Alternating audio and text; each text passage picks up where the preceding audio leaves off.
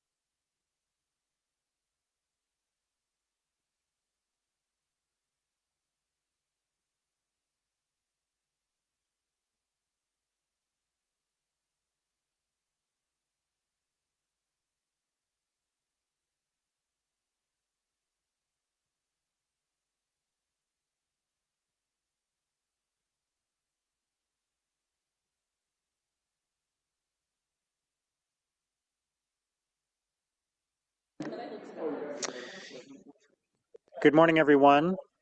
I'm going to call the meeting to order as we begin our meeting today. And on behalf of Ottawa City Council, I wish to acknowledge that Ottawa is built on unceded Anishinaabe Algonquin territory. The peoples of the Anishinaabe Algonquin Nation have lived on this territory for millennia. Leur culture et leur présence ont nourri et continuent de nourrir cette terre. La ville d'Ottawa rend hommage au peuple et au territoire de la nation Anishinaabe-Algonquine et à tous les peuples des Premières Nations, aux Inuits et aux Métis, ainsi qu'à leurs précieuses contributions passées et présentes à ce territoire. I'll ask now for a roll call, please. Councillor Lulov. Good morning. Councillor Dudas. Good morning. Councillor Curry. Here. Councillor Kelly. Councillor Kavanagh.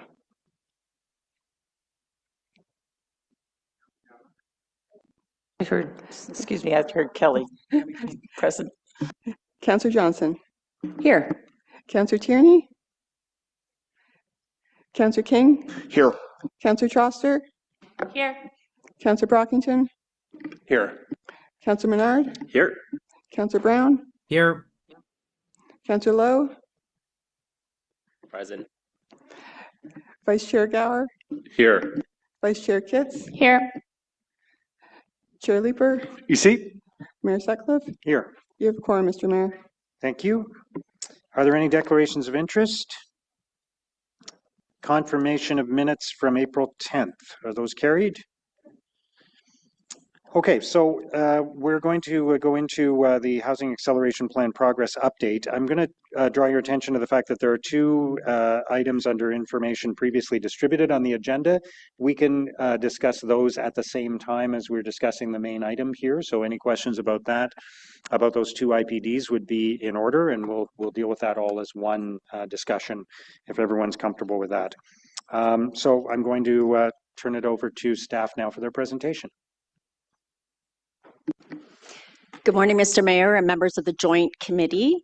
I'm pleased to be here today to provide you an update on the implementation of the Housing Acceleration Plan. This is primarily a progress update to inform you on how we have kept track in terms of the commitments that were made when this plan was approved. We also have Bloomberg Associates, the philanthropic arm of Bloomberg's, who is here and on the call and will be presenting with us today. They will be sharing their model and their assessment of the financial feasibility of housing developments within the Ottawa market. They're also available for questions as well. I am joined by Will McDonald and also by Christina Thompson, who are going to be leading us through this presentation.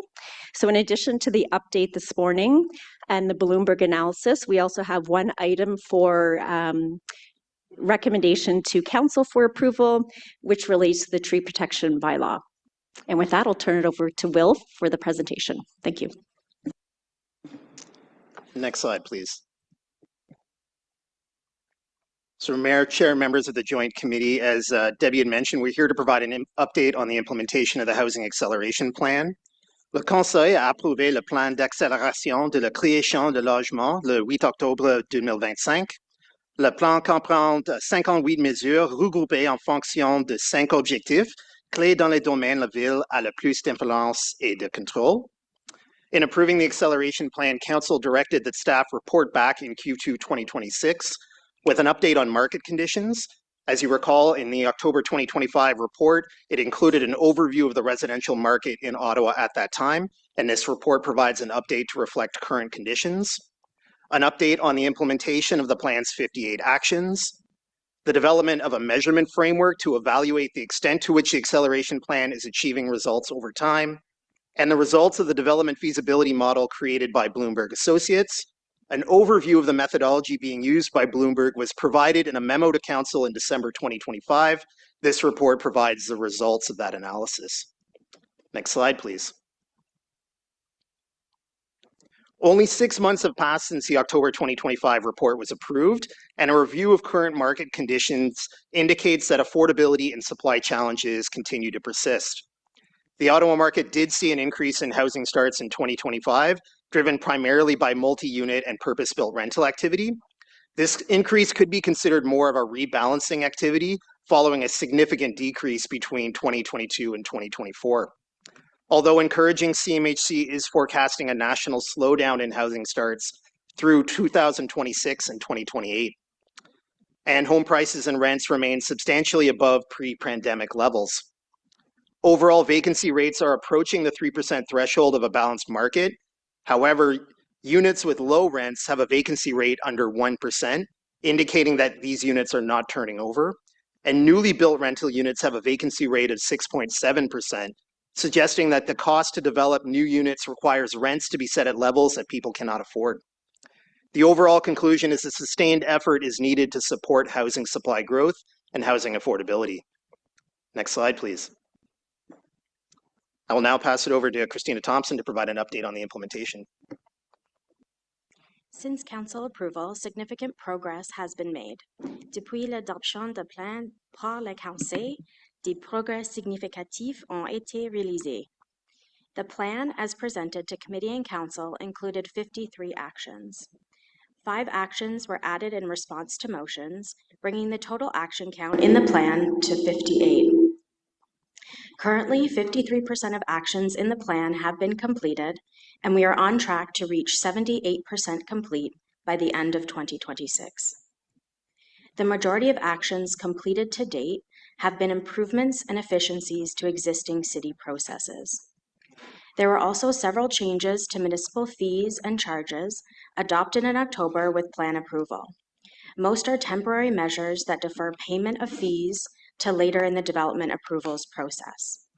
The more significant work of comprehensive reviews of several fees and charges are among the final 22% of actions that will be coming back to Committee and Council in 2027. Next slide, please. A measurement framework has been developed to evaluate the results of the acceleration plan over time.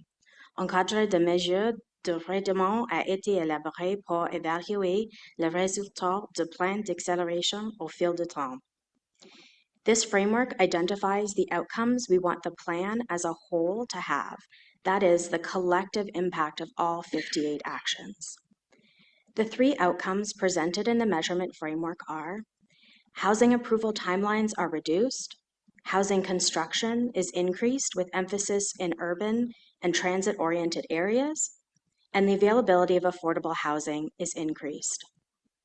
The framework, included as document 2 of this report, defines the indicators and measures that will be used to assess each of these outcomes. 2025 will be used for baseline data, and comparative results from 2026 will be presented to Committee and Council with the next Housing Acceleration Plan progress update. Next slide, please. The Housing Innovation Task Force was established in 2025 and includes representatives of Ottawa's development industry, including representation from the affordable housing sector and the federal government.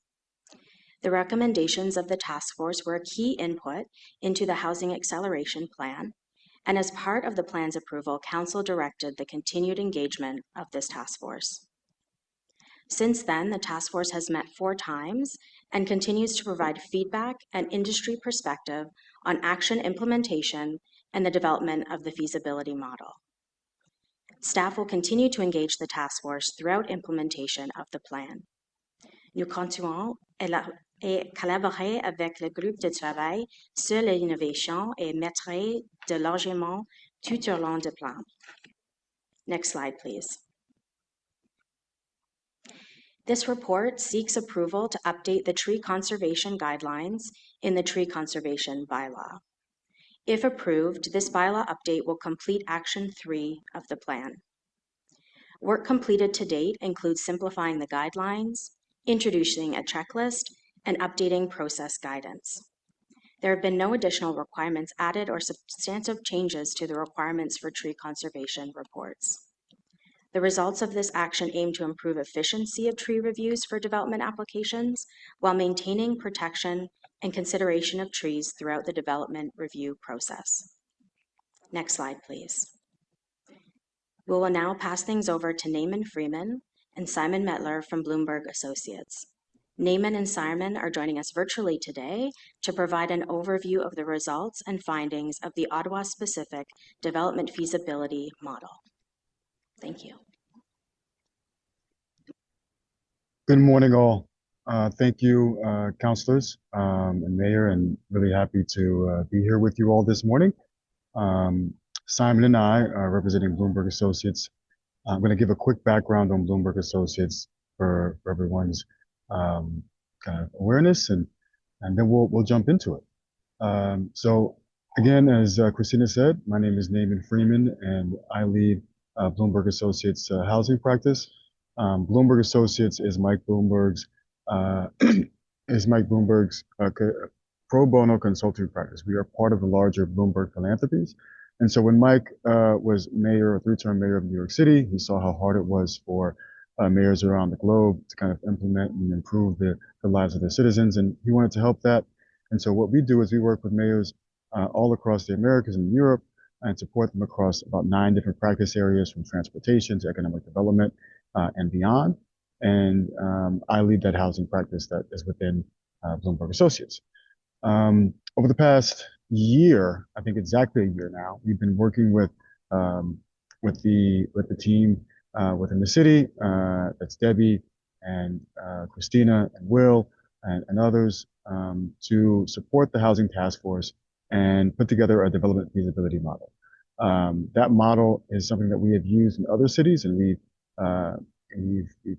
kind of turned that into something that is specific to the Ottawa market, so that we can understand kind of the underlying market conditions, how those market conditions may change, and how policy proposals and actions will potentially affect the market. And so with that, I will pass it over to Simon Mettler, who is part of our team, and he'll go ahead and go into the data. Thank you, Naaman, and good morning, everyone. If we can just go to the next page, please, Christina, and of course, please feel free to jump in with any questions or comments as we go through this. But in essence, our approach, as Naaman says, is to try to develop a market-based assessment of what the real estate market in Ottawa currently looks like, that we can use to inform policy and understand the baseline of the market right now. So what we do a couple of different things. We look at typologies, which are different ways in which buildings can be built in Ottawa. So in this case, we look at 6 different typologies, ranging from single family at the least dense to high rise at the most dense. We then look at how those perform from a financial standpoint across 5 different parts of the city. And the goal is to evaluate how different types of typical projects look from a market feasibility standpoint and allow us to test the impact of potential policy interventions in the real estate market. We'll just say off the bat that what this exercise allows us to do is to look at averages and typicals. By definition, not every project is going to be average, and not every project is going to be typical. And so I want to just say off the bat, because we always get a lot of questions about this, a lot of what we say here refers to typical projects in typical areas. That does not mean that every single real estate project and every single development project is going to behave exactly the same way. but rather it gives a directional indication of where the market is and what things look like. We want to go to the next slide, please.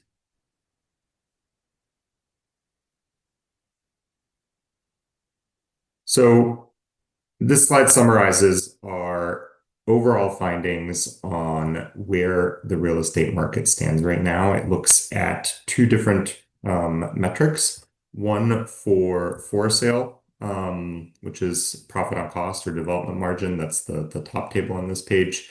And then one for rental developments. That's yield on cost on the bottom of this page.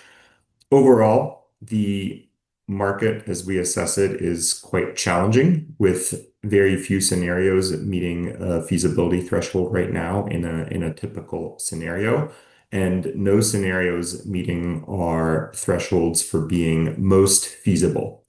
Only a couple meet the possibly feasible threshold, which is the yellow cells on the left-hand side of both of those charts. Now, again, like we said before, not every project is typical. So what this does not mean is that no development is currently happening or that no development will ever happen in Ottawa. Rather, what it means is that the market is challenging and that fewer projects than in a sort of boom year or a boom market will proceed, and that the overall economics of projects will slow down overall growth in housing. Now, again, good developers are still going to be able to identify projects that have better returns or below average cost profiles. But in general, the overall market dynamic that we see is a challenging one. We can go to the next page, please. So the HAP looks at various potential interventions and groups those into 5 main objectives that are called out on the left-hand side of this page. We've linked each of those objectives to the impact that they could have on broader development feasibility. So those objectives, just to recall for everyone, are simplifying the regulatory environment and expediting approvals, evolving city culture to be development friendly, flexibility in fees and charges, strengthening the capacity for affordable housing, and unlocking urban intensification and transit-oriented development. So our broader development feasibility approach allows us to test specific potential policy interventions that fall in each of those objectives. And the next couple of pages will walk us through the impact of a couple of interventions that fall within bucket 3 around flexibility in fees and charges. We can go to the next page, please. This page looks at the combined impact of several interventions that were put in place as part of the October HAP. Those are the deferral of development charges to occupancy. Previously, development charges were assessed at the pulling of a permit. Those have now been deferred to when a building is going for a certificate of occupancy, which will depend based on each building type on how long construction takes, but is generally a deferral of anywhere from 1 to 3 years. We also model the impact of the community benefits charge reductions and then recent changes to cash in lieu of parkland fees as well. We look at the combined impact that all of those have, and the impact is meaningful. As a reminder, when we do our assessment, we look at multiple different types of metrics. We look at profit on cost or development margin on the for sale side, and then yield on cost. Those are metrics that don't take into account the time value of money and simply look at returns and costs. We also look at IRR, or internal rate of return, which is a metric that does take into account the time value of money by looking at the way cash flows are sequenced month by month throughout typical development projects. And assessing metrics like that allows us to evaluate the impact of a change like the deferral of development charges, because even though that in and of itself does not reduce the absolute cost of a project, It improves the cost profile of a project because less financing has to happen of development charges throughout the life of a project. And so overall returns for a typical project improve. And so looking at the combined impact of those interventions, we see an improvement on for sale IRRs of up to 160 basis points, which is about 1.6 percentage points. And on the rental IRR side, improvements of up to 50 basis points or about half a percentage point. Now, in and of themselves, none of these interventions shifted any typical development scenarios from not feasible to feasible. However, these types of numbers do represent meaningful impacts. And to the earlier point about not every project being typical and not every project behaving exactly like these numbers show, this is the type of intervention that does meaningfully impact projects and can make the difference between a certain real estate project proceeding or not. And almost certainly, therefore, it's the type of intervention that has pushed projects that were on the verge of proceeding or not into proceeding.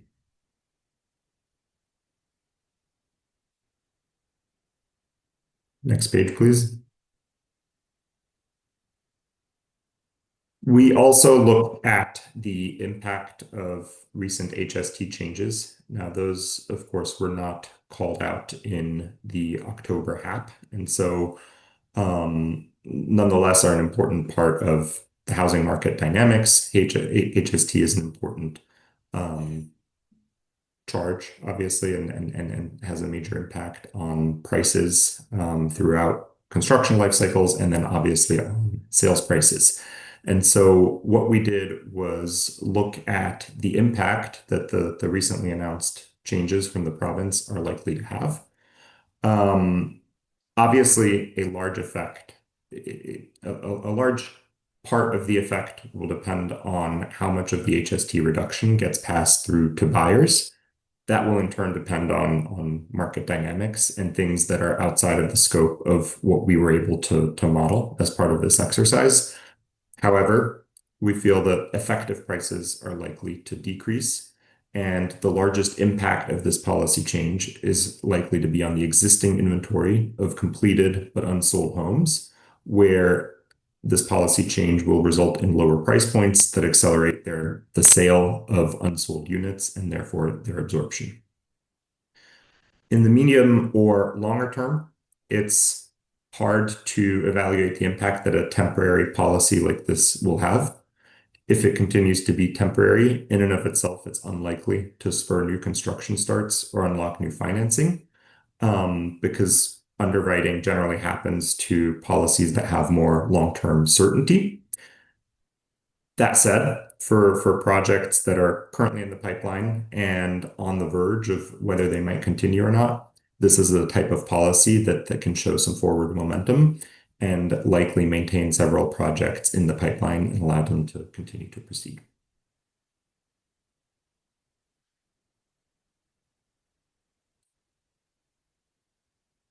Finally, next steps, and again, happy to go through any of the previous pages in more detail and answer any questions you may have.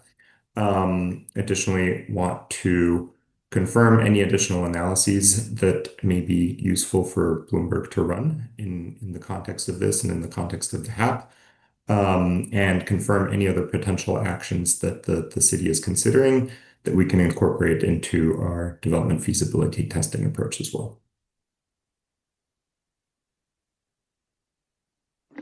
Thank you. Next slide, please. The report includes two recommendations that the Finance and Corporate Services Committee and Planning and Housing Committee recommend the Council receive for information the progress update and measurement framework described in the report, and amend the tree protection bylaw to replace the existing tree conservation report guidelines with the new tree conservation report guidelines attached to the report. Next slide, please. And subject to Council's consideration of this report, staff will continue implementing the remaining actions and will return to Council in Q2 2027 with the next progress update. That Q2 2027 update will include a refreshed overview of the Ottawa housing market to reflect conditions in place at that time. an update on the implementation of the remaining actions in the plan, the performance results from the measurement framework. As Christina noted, this report includes the baseline, and the 2027 report will provide progress against that baseline. And to ensure the measures in the acceleration plan continue to reflect evolving housing needs and market conditions, the 2027 report may propose adjustments or additional actions to further reduce barriers to housing. Next slide, please.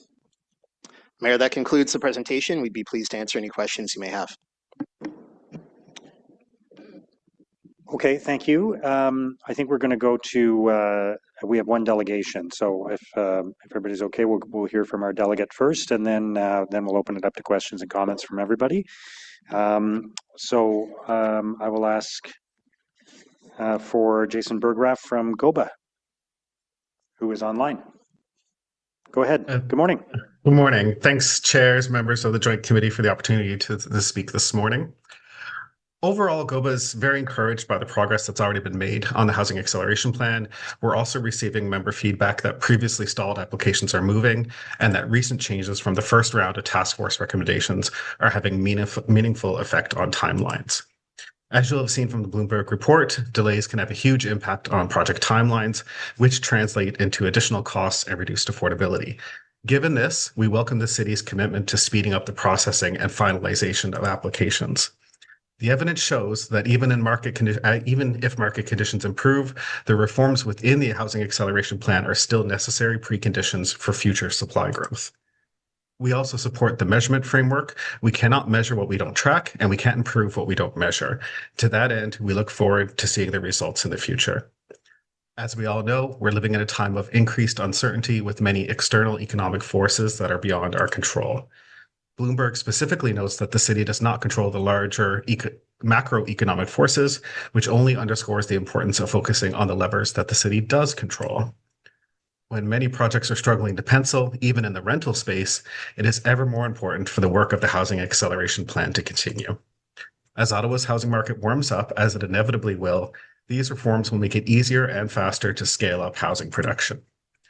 In addition, last week, GOBA, in conjunction with the Missing Middle Initiative, released data on interprovincial migration patterns that show more growing families have been moving to our surrounding communities rather than Ottawa over the past decade. Ottawa needs those families and cannot continue to lose them to surrounding municipalities. It's bad for the tax base and only increases pressures on our roads and services without the benefits that younger families bring to the city. Finally, we provided comments on the new tree conservation report guidelines, where our main concern is around the handling of boundary trees. However, I understand that from forestry staff that they have some information and clarifications that may address these concerns, and we're going to connect with them shortly. And with that, I'm happy to answer any questions. Okay, thank you, Chair Leeper. Thank you very much, Mayor. Jason, thank you for being here. Good to see you. Can you quantify at all roughly how many projects you consider have been accelerated by the package that we've passed? It's one thing to say that, you've heard that projects are moving ahead that were stalled, but Yes. what I'm interested in is how many units does that represent, and how many projects is it? I don't have that off the top of my head, but I'm certainly willing to take it back and report on, especially through the portal, the housing, portal. We can take a look at that and quantify that for you for sure. Okay, I'd be very interested in that number. Thank you very much. Sure. Thanks, Mayor. Thank you, Conseillère Plante.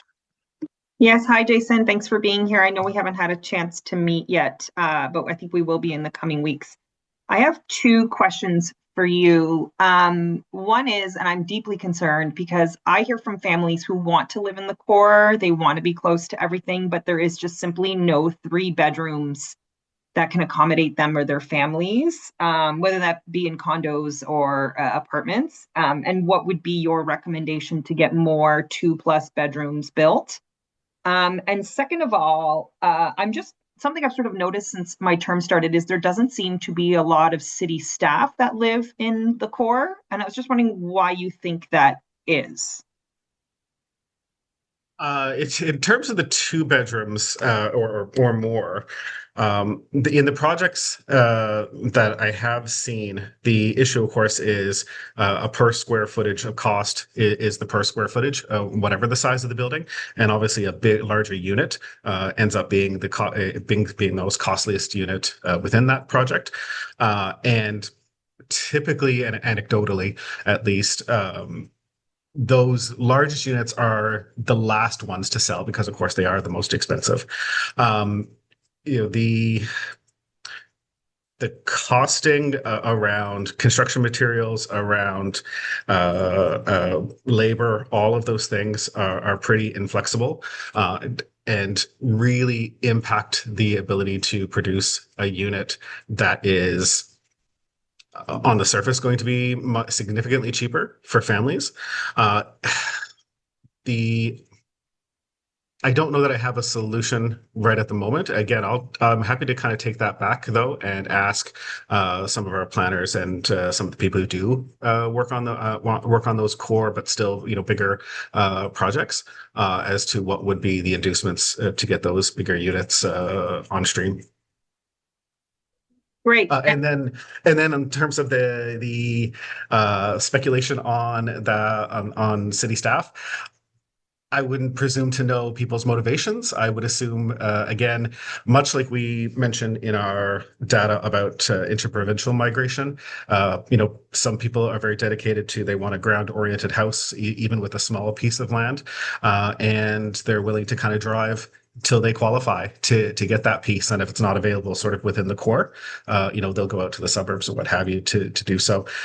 Past that, everyone's motivations and their particular work situations are often very unique, but in the aggregate, it's that demand for ground-oriented housing still, especially in the Ottawa area, that drives housing demand.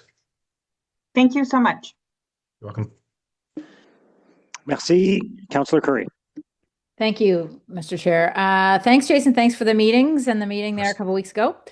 Always good to talk to you. So the feds have done lots. The province has done lots. Cities have done lots. Planning committee here has endlessly seen how else we can help get housing built.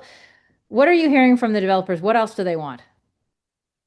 It's not so much a matter of developers wanting anything, and I think you're right. Like every party has been moving apace as humanly possible, but to the point of the Bloomberg feasibility survey and modeling, the market dynamics are just not there to produce, housing at scale that we need it to be.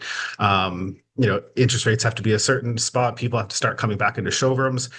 We are seeing that activity coming back into sales offices now. And as people, sign on the dotted line, they put their deposits down, that starts building out, those projects that have been kind of sitting, waiting for that demand to kind of come back. I don't know. Again, it's not so much a matter of,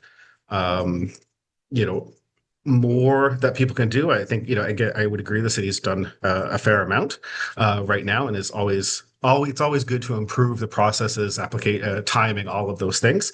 And we applaud the city for the work it's done and would obviously encourage it to continue. But it's sometimes just a matter of the unique economic storm that we find ourselves in right now. It's certainly not an Ottawa only situation, right? It's across the province, it's across the country in most markets, that we're just in a very extended low period of market activity overall. And we kind of need to see our way through it. Yeah. Yeah, exactly. I think the only thing I hear from developers is they'll say that you're right. Everybody's done everything they can do. It's all about the financing right now. And so in that, you're not hearing anything a little bit more creative for the financing? We're working on, say, like the like the thresholds for stress testing and a few other things at other levels, like at the federal level government, which run the mortgage insurance rules and also what qualifies for financing. But that's a kind of a separate piece from typically what my mandate is to cover on the city side. But that's, yeah, it's a larger instrument than of what the feds are willing to do, what their risk profile is, or what CMHC's risk profile is in terms of insurance, what the down payments are, all of those things. And those have trade-offs. as well, right? If you reduce the amount of down payment people are allowed to put on, what have you, there are considerations around that as well. And those discussions are ongoing, but as always, everyone sort of has to manage their fiscal situation, and much, you know, the city, the province, the feds all have their own financial constraints around this as well. Okay, thanks a lot, Mr. Mayor. I'll have questions for Bloomberg when we get to that. You're welcome. Okay, thank you very much, Jason. Thank you. I'll open it up now to questions for Bloomberg and for staff, and on the two items under information previously distributed as well. Councillor Curry. Thank you. I might as well just get this out of the way right away. To Bloomberg, are you not hearing anything more creative for financing? Councilor Curry, that is a great question. I don't think we are hearing anything specific to financing within the Ottawa market. I think, as was stated earlier, I think this is a dynamic that is being experienced across North America and literally even across oceans. What we are seeing in other markets is that governments and non-governmental organizations like private corporations, nonprofits, philanthropy are looking to fill the gap, right? And so there is a lot of bridge financing that is helping to do that. And that bridge financing is coming in at what we call mezzanine debt levels, or it's coming in at kind of impact capital. So it is replacing the lack of equity that is able to kind of get these projects jump started at the early stage. But that is not coming from kind of local government. It's not coming from state government. It's often coming from philanthropic or other entities. Okay, great. Thanks for that. Okay, so one of the things that I hear a lot from developers is they'll say, you know, we can sell a pension fund project. Like we can sell them a project. They're smart. They know how to invest, but not in Ottawa. So Toronto, no problem. The big pension funds will, you know, take on projects all the time, or the other big lenders, but not Ottawa. So you have any comment on that? Why not? I think that is probably more a result of the microeconomics within Ottawa versus the microeconomics in Toronto. I think it's an effect of the demand for housing, the projected population growth, the historic population growth, and how quickly they think those units can be absorbed. And so if capital believes that the units that they produce can be absorbed more quickly, they are going to be produced, or they're going to be there's going to be more investment in that market. Okay, thanks. Now I want to give you the exact opposite question, and Mr. Mayor, this is my last question. So imagine we're not in the situation we're in, and you know this may not be that helpful, but I had this conversation with Jason there a couple of weeks ago. If the situation was that people are wanting to build, given all the incentives, imagine there's a lot of housing that starts to be built, right? But look at our reality where we have Canada's population is dropping, right? We have huge economic challenges. We have the potential for, if there were a glut of housing put on the market, I think some people would be cheering, yay, housing prices would go down, rental prices would go down. Well, so would property values, right? And seniors own a lot of the homes across Canada and Ontario, right? Their homes are their asset that they rely on for retirement. So you have that asset dropping if you have too much housing. And then you have how seniors that potentially aren't leaving their houses or no longer have the retirement plan that they intended to have to be able to fund a long-term care facility, which then means our governments have to pay more of the long-term care prices. I just, you know, you see apartment building owners with their assets dropping in value and having to lower rent prices. And again, I know some people would be cheering at all this, but there's a whole group of other people that would not be. Has anybody modeled all of this out? I want to make sure I fully understand the question. And so, are you saying what happens if there is a situation where there's an overbuild, and could, you know, the individual property values be detrimentally affected because of that overbuilding? Yeah, and this the whole modeling of all of that, how that actually would impact Ottawa, Ontario, Canada. I think that's a huge model. If you're going to look at, then you'd have to incorporate not just kind of local dynamics with national dynamics and global dynamics. And I don't think we have the potential to model that in what we're doing. However, I will say that I don't think that you're likely to see an overbuild that is substantial enough to kind of cause that kind of precipitous drop in property values for especially for individual homeowners. I think the kind of capital markets are very dynamic and they react pretty quickly.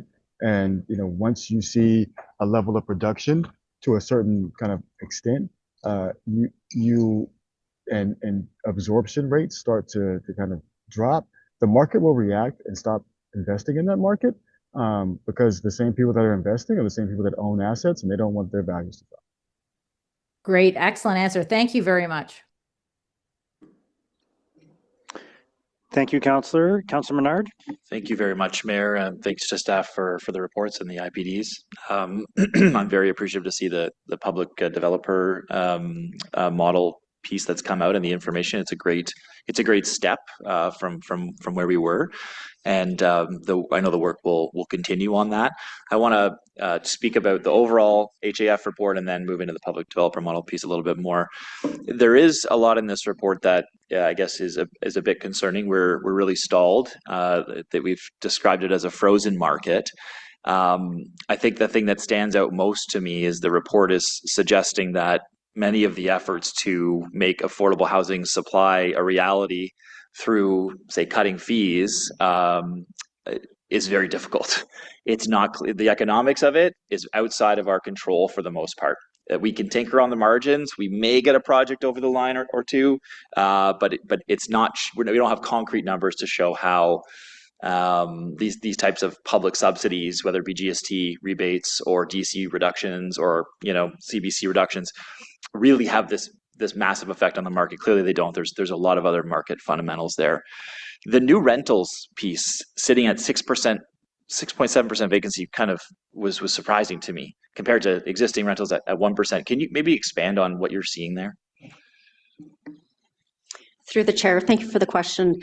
So that is a Canada Mortgage and Housing Corporation stat when they did the rental market analysis for nationally and looked at the Ottawa submarket.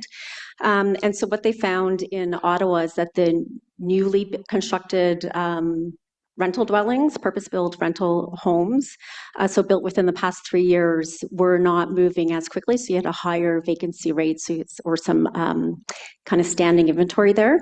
And that was sitting at about 7% and higher than what we typically see it. So what that suggests is that with the cost to build having increased quite significantly since the pandemic and still at high levels, although stabilizing and some uncertainty there, that it's too expensive to build rental housing relative to the incomes that people can afford to pay for rental. Or you're just not seeing that match. There's a bit of a mismatch there. And so you have more stock that is vacant.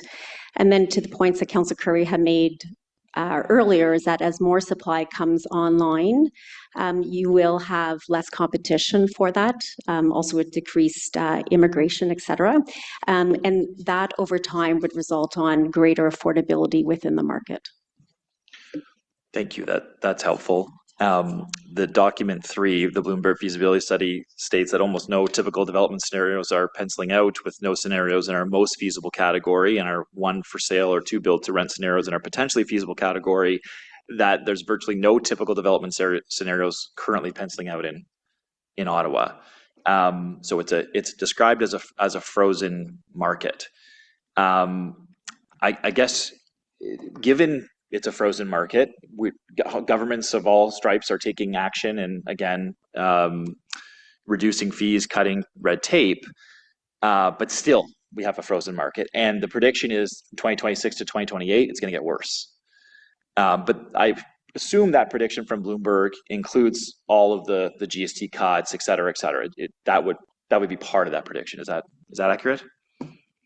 So the modeling from Bloomberg has not incorporated the HST, although they have, it was announced subsequent to that, they have looked at it and done a cursory kind of assessment of the impact of that measure.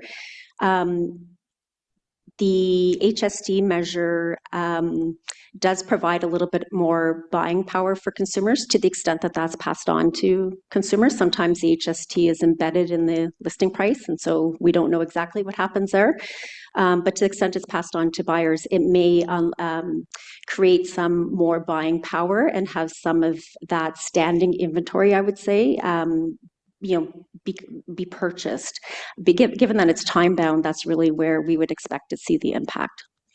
Yeah, I guess, and it's hard to know how much is actually getting passed along. As Bloomberg says, it's not clear how much new home buyers are benefiting from it versus, say, it being just part of the development bottom line. So I guess that the report is also saying that the municipality has no control over macroeconomic factors, and the HAP really, I think what it's pointing to when I see it is that because of these market constraints, and even the subsidy from governments, we are starkly highlighting the need for a potential public developer approach in Ottawa. I know this is not solving all problems, but there is a portion of development that is missed or not coordinated, that is not produced at the margins, where we really need to fill gaps. And that public developer model, to me, speaks to that. I want to ask some questions about it, the public developer model. We want to ensure that when we're having this discussion, the analysis considers things like the revolving housing fund approach, which is something that was mentioned in the HAP report as well, and through Bloomberg, to mitigate the financial pressure outlined in point 5 of the IPD. The report also identifies important financial tools like revolving loans and mixed income models, point 6. But it doesn't articulate how these tools would be integrated into, say, a long-term self-reinforcing housing delivery system. And to me, this is exactly the type of thing we were talking about when we're talking about a public model to be part of this mix. Do you see that similarly, that those types of tools could be delivered through a public developer model in Ottawa? Through the chair, yes, they could be delivered through a developer model in Ottawa. There's a number of factors to consider, whether these specific tools like a revolving loan fund, for example, would be useful. Typically requires quite a significant amount of initial investment to support that. Usually you see those being successful when you have larger demand, but there's potential to scope this to certain aspects of the development process for affordable housing, for example.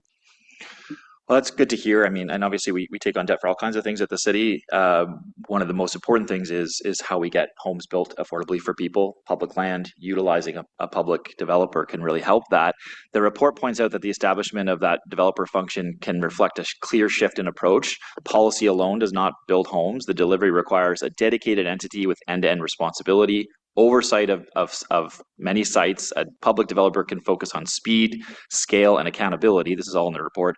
And it can leverage public land for housing, create mixed income communities, and guarantee long-term affordability while managing projects from concept through to construction. So I guess, given all that good stuff that's in the report, how do we move from what is a paper exercise at this point to making this more of a reality next term of council? Thank you for the question, through the chair. So the staff intent really is to, I would qualify what was provided in the information document really as a primer on public developer models, providing some examples of what we have seen in Canada and internationally. As next steps, staff would recommend that there be engagements, that we look at what is the best type of model in Ottawa, if a model is even going to bring benefits, and then bring forward recommendations per the timelines that were in the report, which I believe is Q2 2027. Okay, that's a helpful timeline. I think we can't really move fast enough on this, in my view, given the frozen market that we're in. This can help unlock some pieces of that. I'll just say, Mayor, I've always been a bit skeptical about waiving municipal fees and CBCs, DCs, because those go to infrastructure that we need. That's only one part of the HAF that I've had concerns about. A lot of other stuff is good in there. The public developer model is a big one. I think what I'm seeing today from this report, from Bloomberg, from what staff are saying, is that there is very little the municipality can do to unlock this massive supply build that we want to see to get affordability. There are so many more market fundamentals that factor into this.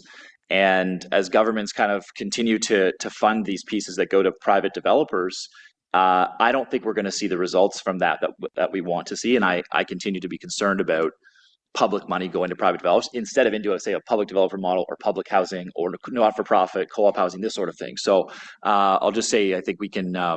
I think the shift has to happen of those funds into housing. Governments need to build housing right now instead of relying on private developers who are not, quite frankly, not doing it even with these subsidies because the market fundamentals aren't there. Thank you, Mayor. Thank you, Councillor Menard. Vice Chair Gower. Thanks, Chair. So I'm trying to make sense of the modeling, and it looks like for rentals to pencil out, we would need to see an increase of 200 to 300 basis points for it to be viable, and for ownership, it would be like 1,000 to 2,000. So far, our measures have increased basis points by 160. Some of the external factors like interest rates and construction cost reductions would have a significant impact. Those are out of our control. The idea of DC reductions, if we were able to have the province reimburse us or provide an alternate funding source for DCs, what is the anticipated scale of that impact? Would a reduction of 30 to 50% get us above that 200 or 300 basis point level we would need to see more viability in the rentals? Would it get us close to what we would need for more viability in the ownership? Simon, do you want to take that? It would certainly move the needle. And to be clear about what the scenario that we presented models, the scenario that we presented modeled the deferral of the DCs, but did not look at any reduction in DCs. If you were to look at a reduction in DCs, 30%, 50%, more or less, any reduction in DCs would have a meaningful impact on returns. Goes without saying that the higher the reduction, the higher the impact. We have looked at a world where there's a 50% reduction in DCs. And obviously the exact impact is going to vary on each typology, and it's going to vary on each different part of the city, but the impact would meaningfully improve returns. Like to the point where projects are viable rather than not viable? Certain projects would be viable. Again, it's going to depend on the specific project dynamics, and your typicals. Look at averages. As you point out, averages are not looking great right now because of macroeconomic conditions outside of the city's control, interest rates, high construction costs, rental rates and sales prices are what they are. And so those are always going to depend, but the impact would be meaningful, and several typical typology submarket combinations would likely shift either from that not feasible to like potentially feasible category, or from the potentially feasible to most feasible category. Okay, and then that would help us, council and staff, do the calculus as to how far are we willing to go when that decision comes in front of us, and how much of an impact that would actually have. I guess the other outstanding actions, are there any that would significantly move the needle and get us closer to viability besides a development charge change?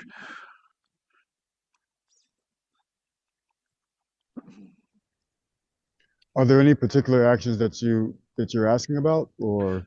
Well, just looking at the whole suite of what's left, we've done over half. Are there any others that would seem to have a quick impact or a significant impact? I think I'm hesitant to answer that without actually testing those. I will say that, donation of public land is really the one action that I think can have very significant impact. Okay. And maybe to staff, of the remaining actions, what are the barriers towards implementing them quicker?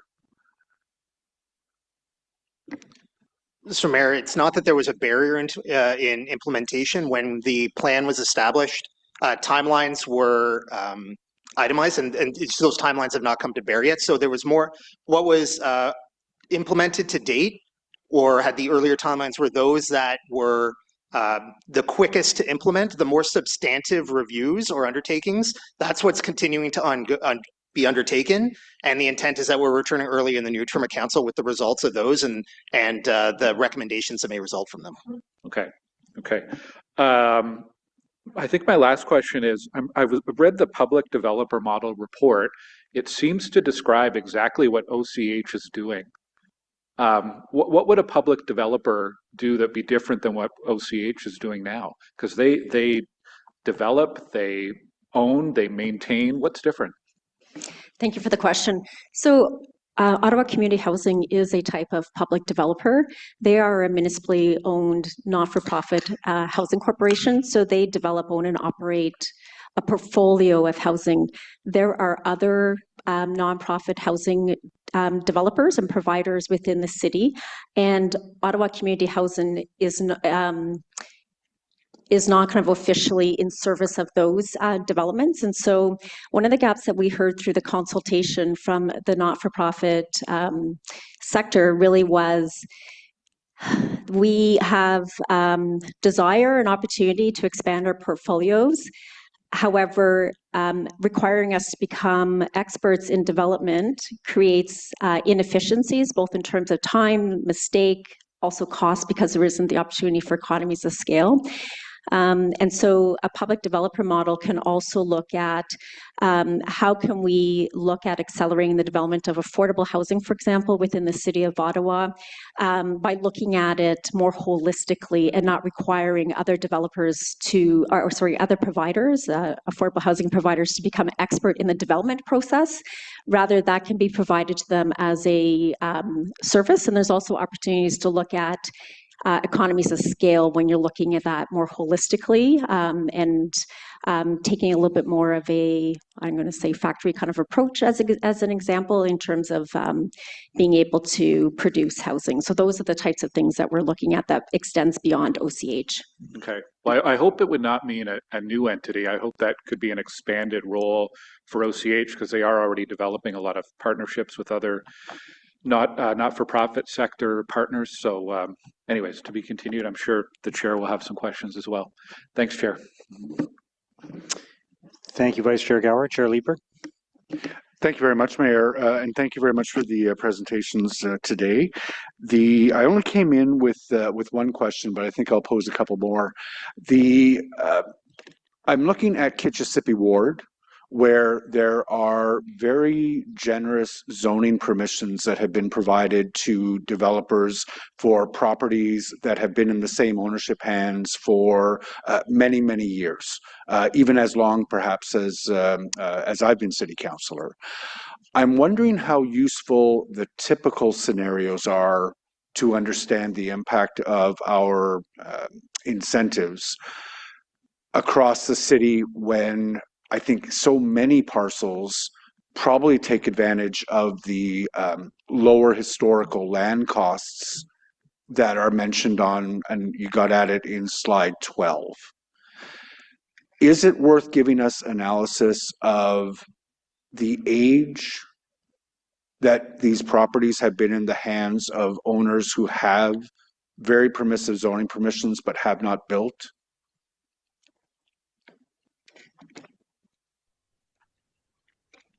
So we can, I'll take this from just a modeling standpoint. So obviously, to your point, typicals, averages are by necessity somewhat flawed metrics because they don't represent things that are below average or above average. And in this case, this is a dynamic we've heard about and see.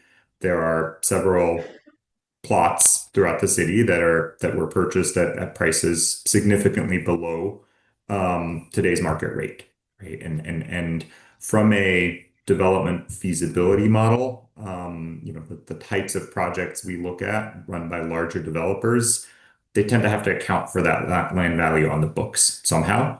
And so we model it at current market prices.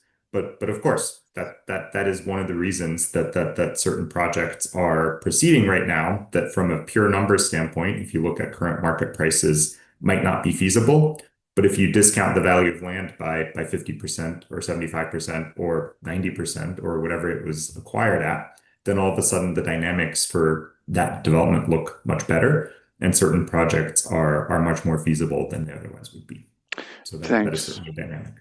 And I won't be looking for a precise answer today, but it does leave me wondering just how much insight we can actually glean, particularly in a ward like Kitchissippi that is, proximate to five different LRT stations.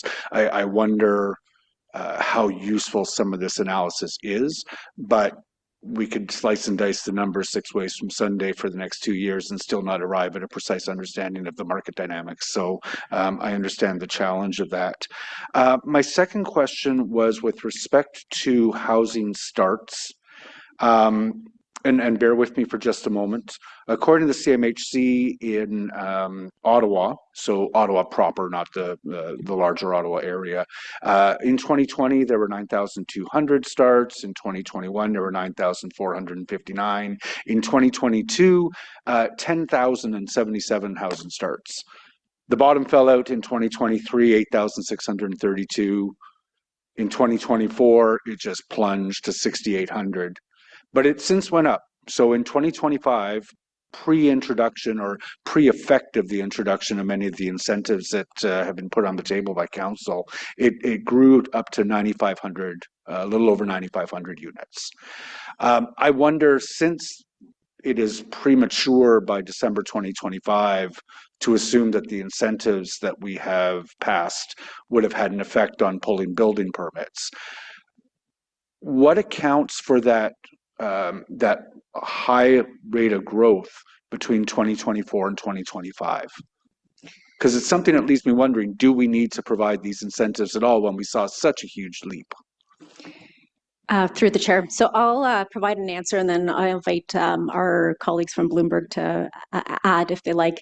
A lot of that relates to timing. So as we came out of we're in the pandemic, and then coming out of the pandemic, there was a lot of economic impacts. We saw very little movement in terms of putting forward applications to build. Like, everything really stalled. And the time, when I'm referring to timing, I'm talking about the time it takes to go from I'm initiating a project to actually getting to construction. And so what you're seeing there is the impact of that timing lag and those projects coming to fruition at that point. Okay, I wonder if we've seen the end of that shakeout. It'll be interesting to see what housing starts do in 2026. I know the CMHC has got predictions of a slowing market, but we saw, without foregoing revenue, a very strong recovery in 2025. So we'll continue to follow that. One question, I'm not sure. The conversation between Councillor Gower and yourselves on the public developer, you spoke about the need to find some efficiencies across the not-for-profit industry.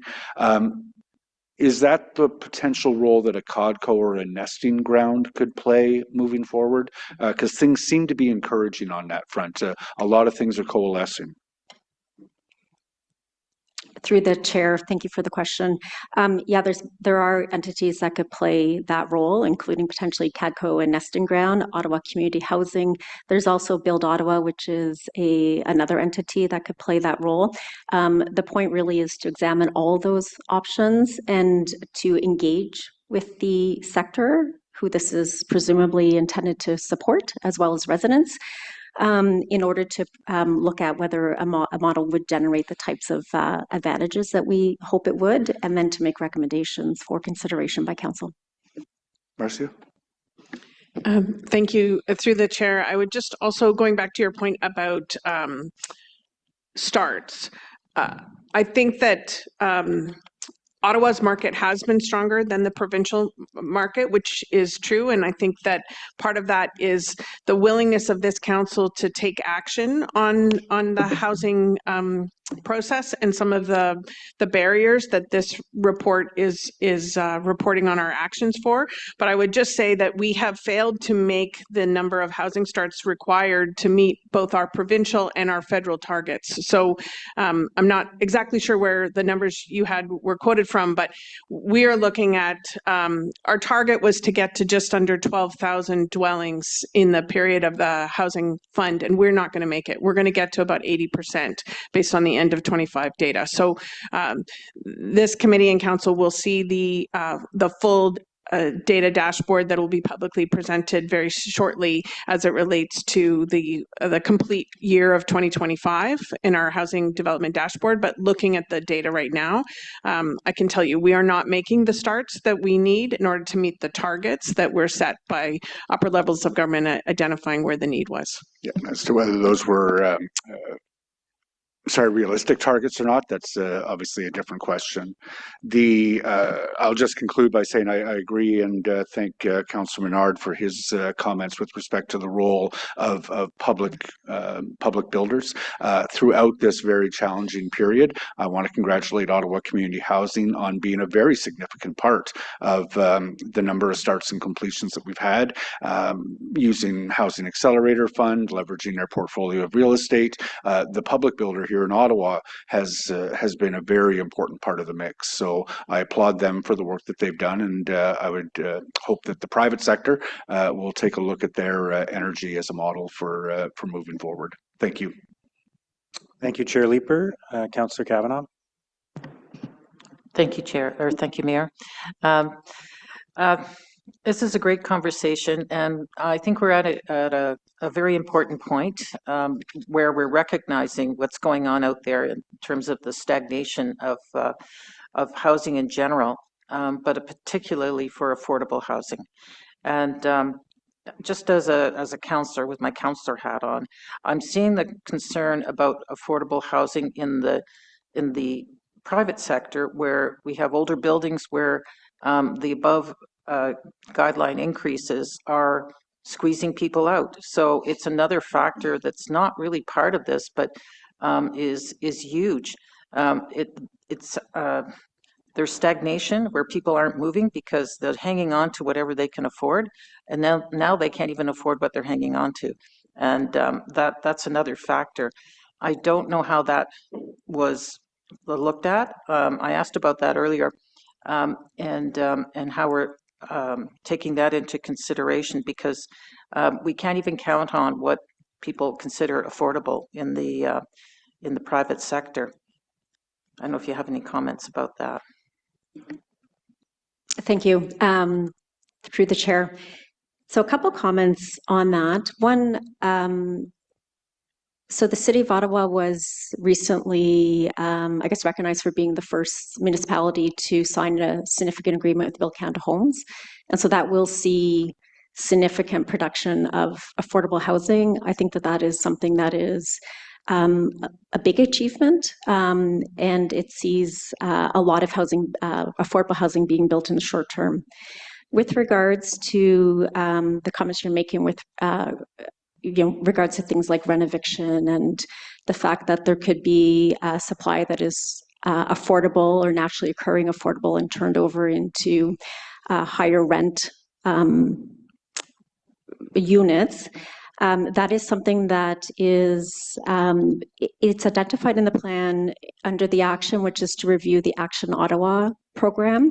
The Action Ottawa program is really about how we, or City of Ottawa and Council, directs the use of capital to support affordable housing. And that looks at everything from acquisition, which is currently permitted, but could be brought to the forefront perhaps. It also looks at opportunities to support densification or intensification of existing sites. That is also a initiative that is mentioned in the Housing Acceleration Plan. So while the bulk of the measures are really about how can City and Council support the accelerated development of housing supply overall, there are references to a number of actions that would support on the retention of existing affordable housing supply as well. I think it's really important that we continue to build nonprofit housing on a massive, massive scale. And we're very fortunate that we as a city are the sole shareholders of Ottawa Community Housing. And it's great leverage for building on scale. It's not to take away from other nonprofits whatsoever, but we need that scale, and we're doing it. And not only just the scale of building, but also retaining affordable housing, which is also happening and has to be taken into consideration. We're fortunate that the federal government is now showing its intent to build more nonprofit housing. And this hasn't happened since the 70s, to have it on scale, which is part of the problem.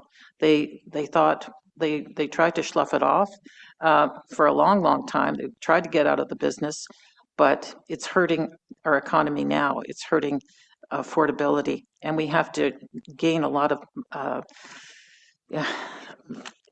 housing, to get back to where we should be. It's got to be the base of affordability.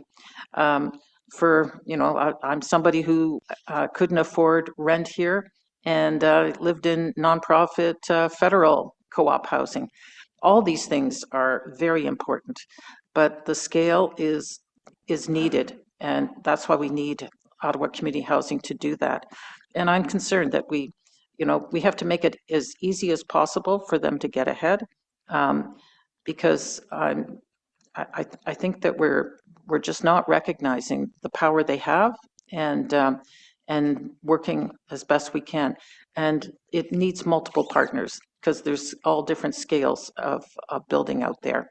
But I want to know that we're working with the partner that we wholly own, and are working as fast as we can to build at scale, particularly in areas like, for example, having housing in the central area for families, which is almost unheard of by other developers.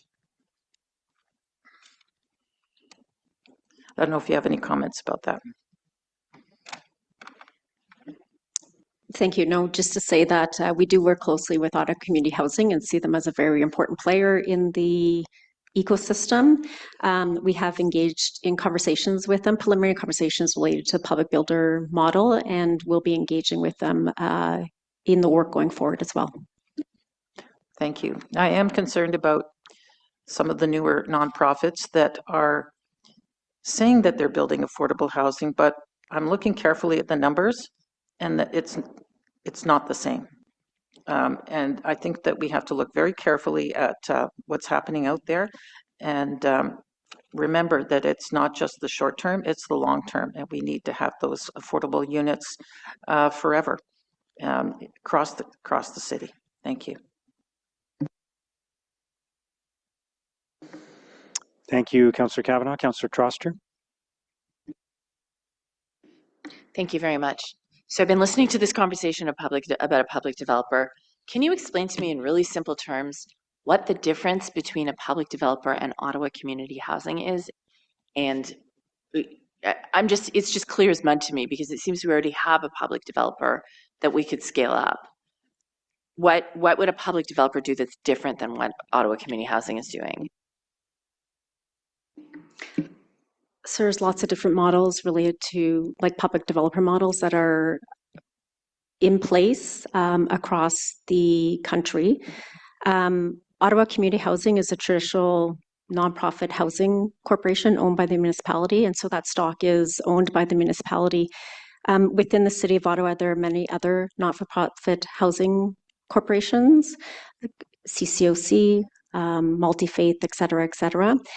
We heard in the engagement for the Housing Acceleration Plan that some of them were interested in having support through the development process to really facilitate that and to ensure that there were fewer inefficiencies, let's say, because if you're not accustomed to developing, there's more chance for error.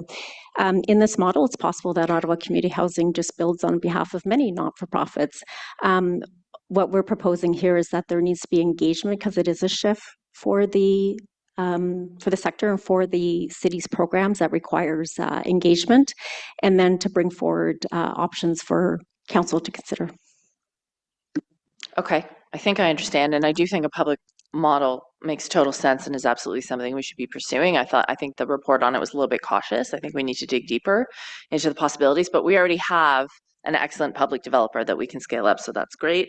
I just wanted to poke on the acquisition piece again because, you know, it says on page 12 the new rental developments have a vacancy rate of 6.7 and lower rent units have a vacancy of under 1%. It's very clear that people are staying in their lower rent apartments as long as possible, unless they're evicted, which we're trying to tackle with another bylaw that's coming to committee soon. I know there was one attempt this term to bring forward the idea of an acquisition fund, and staff were not supportive. It ultimately didn't pass. But how do you see acquisition fitting into the housing acceleration plan? Because it seems to me that we can be encouraging as much building as possible. But if people can't afford to live there and those units are sitting empty, what is our money going for? Meanwhile, we have the problem in Centertown of real estate investment trusts buying older towers, kicking people out, raising the rent. And as you know, that statistic of 31 affordable apartments lost for everyone we build. So how might we incorporate acquisition into this plan? Thank you for the question. So I, like most people, view housing as a system. So whether you're talking about subsidized housing, affordable housing, or all the way to market housing, you need to think of it as a system. The Housing Acceleration Plan is primarily about how do we ensure that there's homes available for Ottawans. And so, you know, considering Ottawa is fortunate, I would say, in the sense that we're still predicted to have population growth and those types of things. So we need to be building supply so that there's enough homes available. If you're not thinking about the supply side of things, you can have downstream impacts because you'll have more people who will be competing for limited supply and driving up prices. And that's what we have seen happen recently. And so we need to be having actions on all sides. So supply, absolutely, that's going to be your biggest opportunity to create general affordability and to avoid pent-up demand that's really going to, and competition that's going to drive up prices. On the affordable side of things, this council's been really focused on supporting affordable housing and had a lot of success. And then with Build Canada Homes, we have quite a number of additional units. It is correct that market forces do lead to things like rent evictions and to the loss of what we call naturally occurring affordable housing in the private market. And there are opportunities to acquire some of that stock where it makes sense.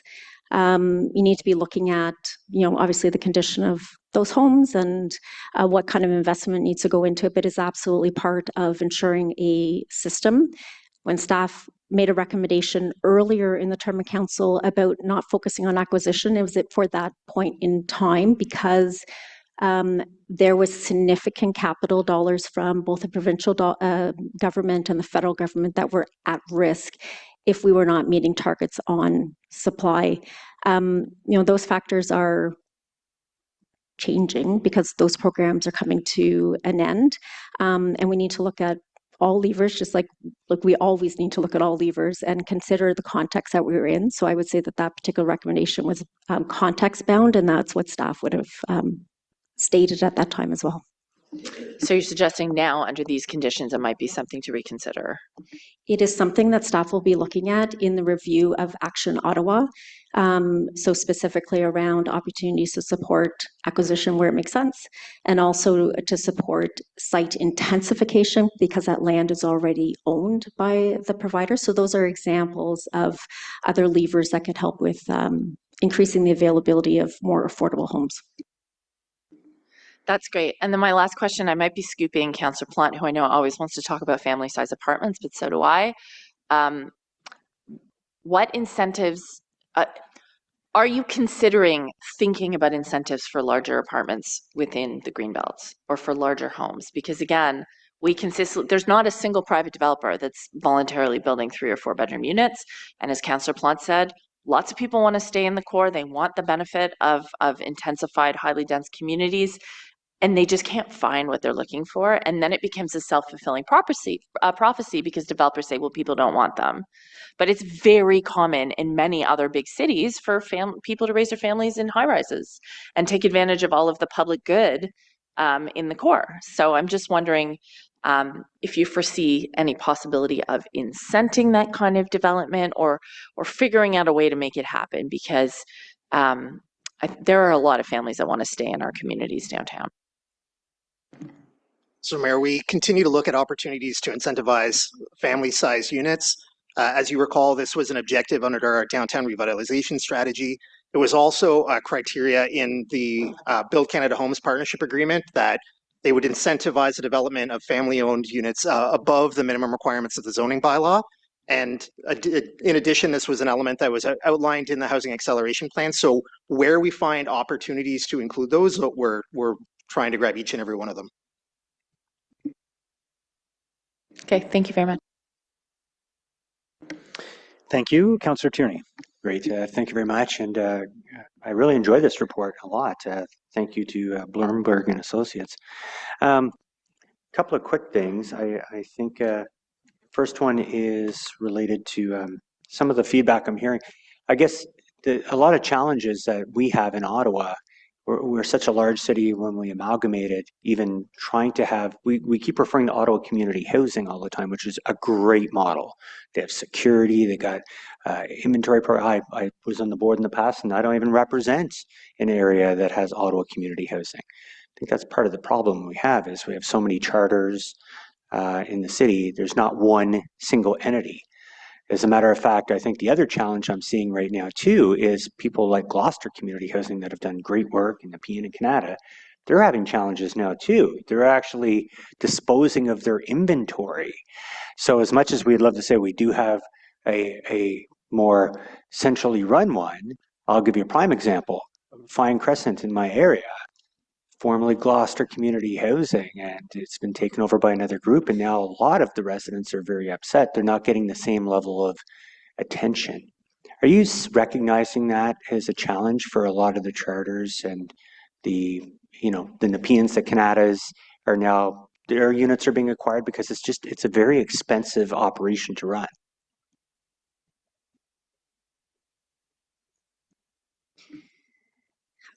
Thank you for the question. I may invite my colleagues who work with the nonprofit housing sector on a daily basis to come up and add some commentary to that. Gloucester Community Housing did merge with multi-faith housing, correct? Yeah. And that is part of what we are seeing kind of system-wide is a move towards consolidation, and that's because of the opportunity for efficiency. Costs have gone up in terms of operations as well, and there is absolutely a need for the sector to be looking at how they manage their operations in a different way. Those would be the discussions that we'd want to have through the engagement process to really understand the challenges and the opportunities facing the sector overall, and to make recommendations to council on the best possible model. Exactly. So, I think that's one major loss that happened in the past during amalgamation. There was a great opportunity to make one great model that had the same rules. You weren't paying executive directors in every single one. They pool their resources. It's a common way of, helping the people that are in those situations. Really unfortunate. So I guess we have what's in front of us today. Market conditions obviously are really rough right now in general. I don't think it's going to get better. That's no secret. We hear about models of downtown larger family units. Do we know of any other municipalities that have it? Because I've heard this from others too. They want to create family style living downtown, but the markets just don't drive it. So I don't know if there's any comment on that. It's kind of tough, right? Like, either the city builds family size homes downtown or apartments, or it's left to the market. It's kind of binary, right? There's no real option. Yeah, I mean, the costs of land and the cost to build are very high, so those units become unaffordable for families. And often what you hear kind of anecdotally anyways, is that the units are acquired by wealthy individuals who are not necessarily families. So that is something that is a fact. There are some incentives that do help to encourage family-sized units, and my colleague Will McDonald did mention some of them. And, we are looking at those to see if there's opportunity to integrate it. And absolutely within the affordable housing efforts, a focus on family-sized units is really paramount and something we've been focused on for a number of years. Maybe I'll invite our colleagues from Bloomberg, whether they have any I was going to say, that'd be great. observations from other cities. I think the issue of bringing more families into the downtown core is an issue that a number of cities are experiencing. I would say that ultimately it comes down to the fact that the purchasing power of families is not able to compete with the cost to build them. And then also units of 2 units or lower absorb so much faster. They're less risky to build, so they're less costly and less risky. And the margins for a larger size unit just aren't there. I am traditionally, or I'm generally not there or skeptical of supply side incentives for family size units, just because what you end up getting is kind of developers that try to kind of skirt around the actual goal of getting larger units, and they'll add a bedroom that's smaller. They'll and they'll do things that achieve kind of the legal justification of the rule, but don't necessarily get to the intent, right? And so I would say that if you are trying to get more families into the downtown core and increase the viability of larger family size units, I think this is where a demand side subsidy makes more sense, giving those families more purchasing power, increasing the potential revenue that developers will yield from family size units, and allowing them to compete is probably a better kind of strategy than a supply side incentive. I completely agree with what you're saying. It sounds great. It would be lovely to do that, but I'm sure market drives a lot of what happens, and families want to grow up in communities, obviously, where there may be, amenities and different things. So it's a bit of a challenge. Well, I got you on the line. I really enjoy your report. I don't know if you're independent enough to be able to speak freely, but what do you think of the challenges of issuing building permits or speed of municipalities delivering permitting plays a role in obviously flooding the market and making sure that we have enough units being built? Do you see any challenges from the city of Ottawa, or how do we compare it to other municipalities? I would say that every municipality is looking to speed up their planning and permitting process. I wouldn't say that Ottawa is a outlier in terms of the length of that process. We've seen a number of cities, whether it's due to environmental restrictions or other types of specific conditions within their environment, that have a much more prolonged process. But speeding up that process, of course, does increase the profitability, the viability of projects, because time is money. Simon, you could want to add anything to that, but Yeah, would 100% agree with that. And I'd say it's not just the speed. The thing we hear over and over again in municipalities throughout the continent is it's the certainty around processes. And no, if you know that something will always take 9 months, then you can build that into your timeline and your pro forma, and you have predictability and you de-risk it. If it takes 6 months sometimes, but 3 years another time, then that creates a much wider risk band that you have to plan around and makes it much harder to find cost savings or to finance certain projects than if you have that certainty. So both the absolute time and then the certainty around time are the two biggest things we hear, and would agree with Naaman. This is not a problem that is unique to Ottawa. Many municipalities that we deal with are having this issue. But nonetheless, it not being unique doesn't mean it's not worth addressing, right? It is one of the bigger levers in whether development projects are feasible or not is that element of time. So Great. Well, thank you very much, gentlemen. I appreciate that. Thank you, Mr. Mayor. Thank you, Councillor Tierney. Vice Chair Kitts. Thank you very much, Mr. Mayor. I do have a motion that I'm going to read in, and then I'm happy to get back on the board to sort of explain it a little bit more. But This has been a really great conversation about housing acceleration, but what I find is missing from the conversation is if we are accelerating building homes, what happens to our transportation infrastructure that is already behind? It will come as a surprise to no one that I'm concerned about this. And just as a quick comment on the conversation about reducing development charges, in my opinion, that is a recipe for disaster because we have communities that are already behind in terms of our infrastructure. And when we have this conversation about accelerating housing, that has always been my anxiety is, what happens to the infrastructure. So I'll read this in. Whereas good planning is vital for ensuring that as communities grow and new neighborhoods are established, transportation and infrastructure needs are fully accounted for. And whereas, as the housing acceleration plan rolls out, core infrastructure needs may continue to evolve. And whereas ensuring that housing enabling infrastructure is ready to meet increased demand is vital for delivering on Ottawa's ambition to become the most housing-friendly city in Canada. And whereas the experience of the Housing Innovation Task Force demonstrates that targeted efforts at reforming processes can meaningfully improve policy outcomes, therefore, be it resolved that infrastructure and water and planning and development staff be directed to jointly undertake a comprehensive review of the city's transportation infrastructure planning, design, and procurement framework with the objective of aligning infrastructure delivery timelines with accelerated housing approvals and evolving demand patterns.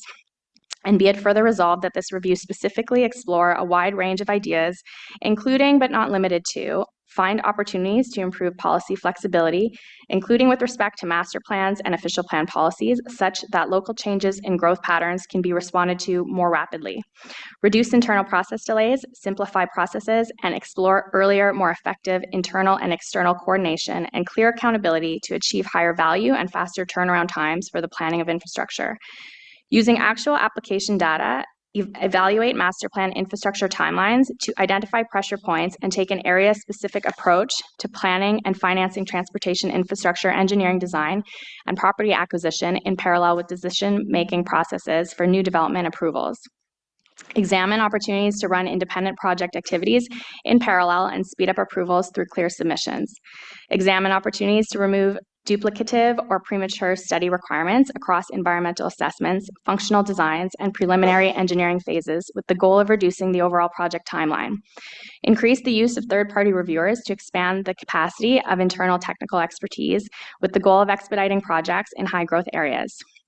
Expand the use of consultant and construction pre-qualifications and standing offers to shorten procurement and delivery timelines. Review and update the contract administration policy and the incentive-disincentive specification to better encourage bidders to expedite construction timelines for infrastructure projects in high-growth areas. Look to other jurisdictions for time-saving practices to pilot innovation, such as the use of progressive design build and alliance contracting for growth infrastructure. Draw from their experience and determine what the city requires to achieve that capability. Consider planning policy changes to improve flexibility for municipal front-ending of transportation infrastructure to encourage developer-financed infrastructure required to enable development. Consider process changes to best support cross-department conflict resolution to resolve conflicts on priority projects quickly, escalate decision-making, and prioritize infrastructure projects in high-growth areas. Be it further resolved that strategic initiative staff immediately explore options provided under the province's Special Economic Zone framework to cut regulatory barriers and costs citywide on infrastructure projects, particularly where such projects would enable housing, reduce infrastructure restraints, or improve traffic outcomes, and report back to council should a provincial opportunity be identified. Be it further resolved that finance staff report back with recommended amendments to the procurement bylaw number 2050 to best facilitate the faster implementation of projects in high-growth areas where transportation infrastructure is required, and any other policy and procedure changes during Q1 2027. And be it further resolved that any resulting policy recommendations from the above direction be incorporated into the next updates of the official plan, transportation master plan, and master servicing plan to ensure long-term alignment between growth planning and infrastructure delivery. So again, I will come back on, but I know it's very detailed. I think I've passed a lot of sort of high-level motions aimed in and around this goal of improving infrastructure delivery. So there's a bit more specificity in this, and I wanted to thank staff for working with me on it. Thank you. Thank you, Vice Chair Kitts. Councillor Johnson. Thank you, Chair. So I just have a few questions on the motion. So because there's such a high level of specificity, it's a lot of places to ask a lot of questions. I was wondering what is the interpretation of the line saying flexibility in the official plan or flexibility in the transportation master plan, please?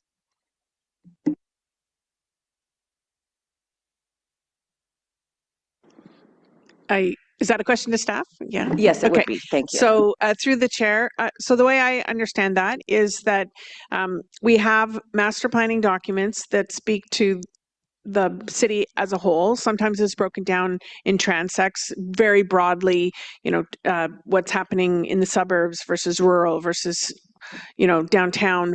The plans identify priorities in a very long-term way and set the framework.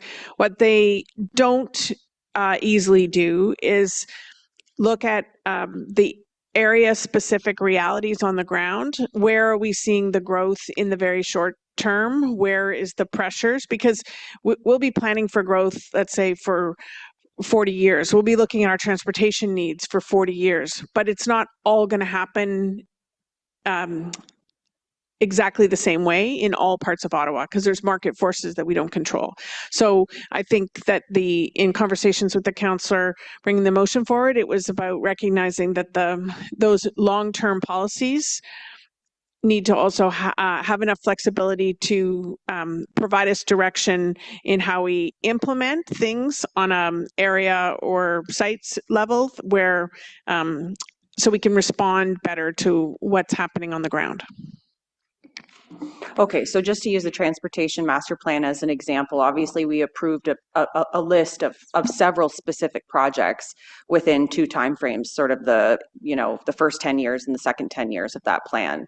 So does this motion suggest that additional projects can come online into the transportation master plan if it is responding to a high growth area, or is it within the projects that were already identified and approved by committee and council that those can shift around based on growth pressures versus, your other economic criteria or feasibility criteria that you would use to cast those out? Through the chair, so I would say that this motion isn't directing specifically which way we would go in that analysis, but I would say that we'd want to rely on the engineering and science that went into developing the master plans and the list of priorities. I think it is about the sequence of projects and where what might move forward. Those, of course, would be budget decisions. So we use the master plan to provide us some direction on what the projects are, and then we use the budget process to decide when we are going to be spending money on what. So I see this motion having us look at things from an area-specific lens, looking at where the highest growth areas are and making sure that our infrastructure investments are timed where the work is needed. So I think this applies in lots of Ottawa. We have other areas, not in more suburban locations, but let's say older Ottawa portions of the city where we have water and wastewater infrastructure that is under pressure. And if we see intensification and increased density show up in a particular part of the city all at once, it might be out of sequence with a master servicing plan that had us fixing those assets at the end of their life cycle. It might mean that they need to move faster because suddenly we have an unexpected or unpredicted interest in that particular part of town. So sometimes it's about new infrastructure, sometimes it's about replacement infrastructure, expansion of infrastructure to meet density, but looking at this at a more granular level, not just the citywide level. So would this motion allow for new projects to be put into the transportation master plan, or would it be within the projects that were already identified in the plan? I think primarily we're talking about the projects in those plans, but the last motion speaks to also looking at those plans again when the next iterations come out. So, and if there is a need for a new project, that would have to come through council to have it added through budget and through the planning. But typically, whether you're talking about water and sewer or you're talking about transportation, we know what we're going to need in the next 40 years. We just don't always predict accurately when we're going to need it.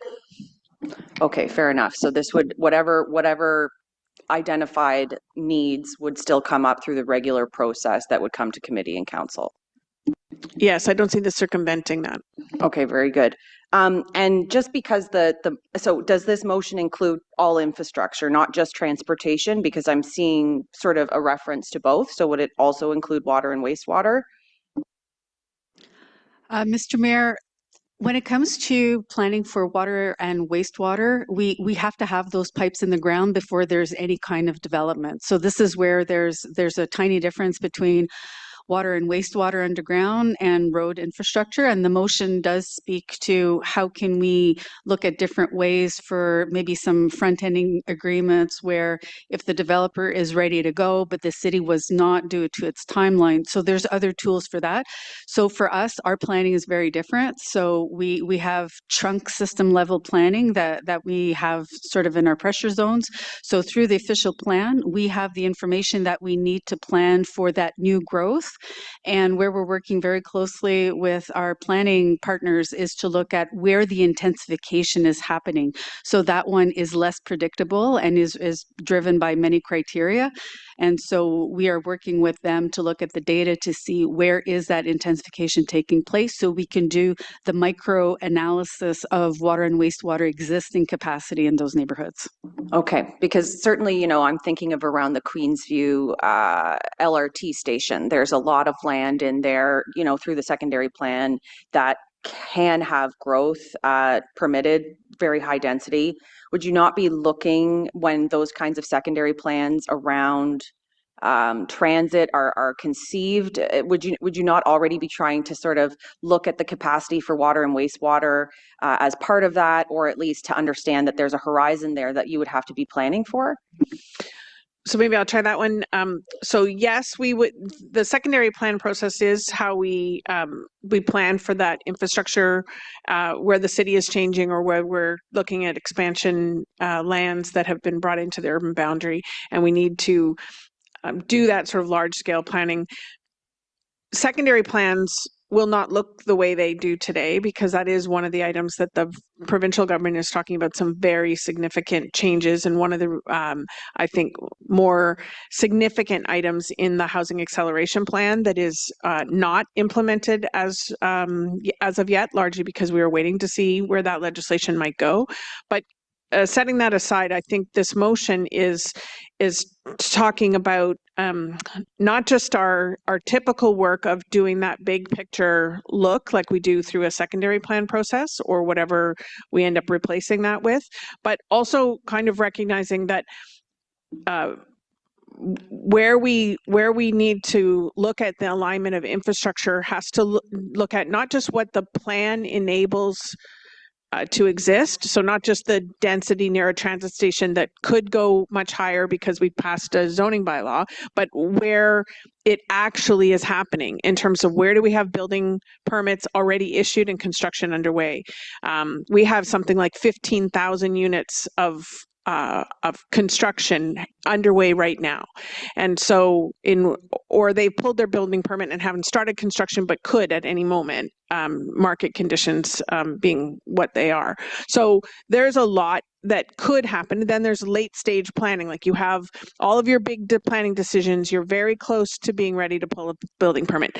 That kind of inventory gives us a 3-4 year window, which is a much different lens to look at where we need to go. And given a major road or a major wastewater infrastructure project might take 3, 4, 5, 6 more years to build and plan for, we need to be thinking about it at that point. So this is about trying to be not just thinking about the growth that is enabled in our planning structures, but being very proactive about where we're seeing the growth coming and making sure we're ready for it, so that by the time those houses get built, or those apartments or whatever they're going to be, we are ready with the infrastructure needed to enable it.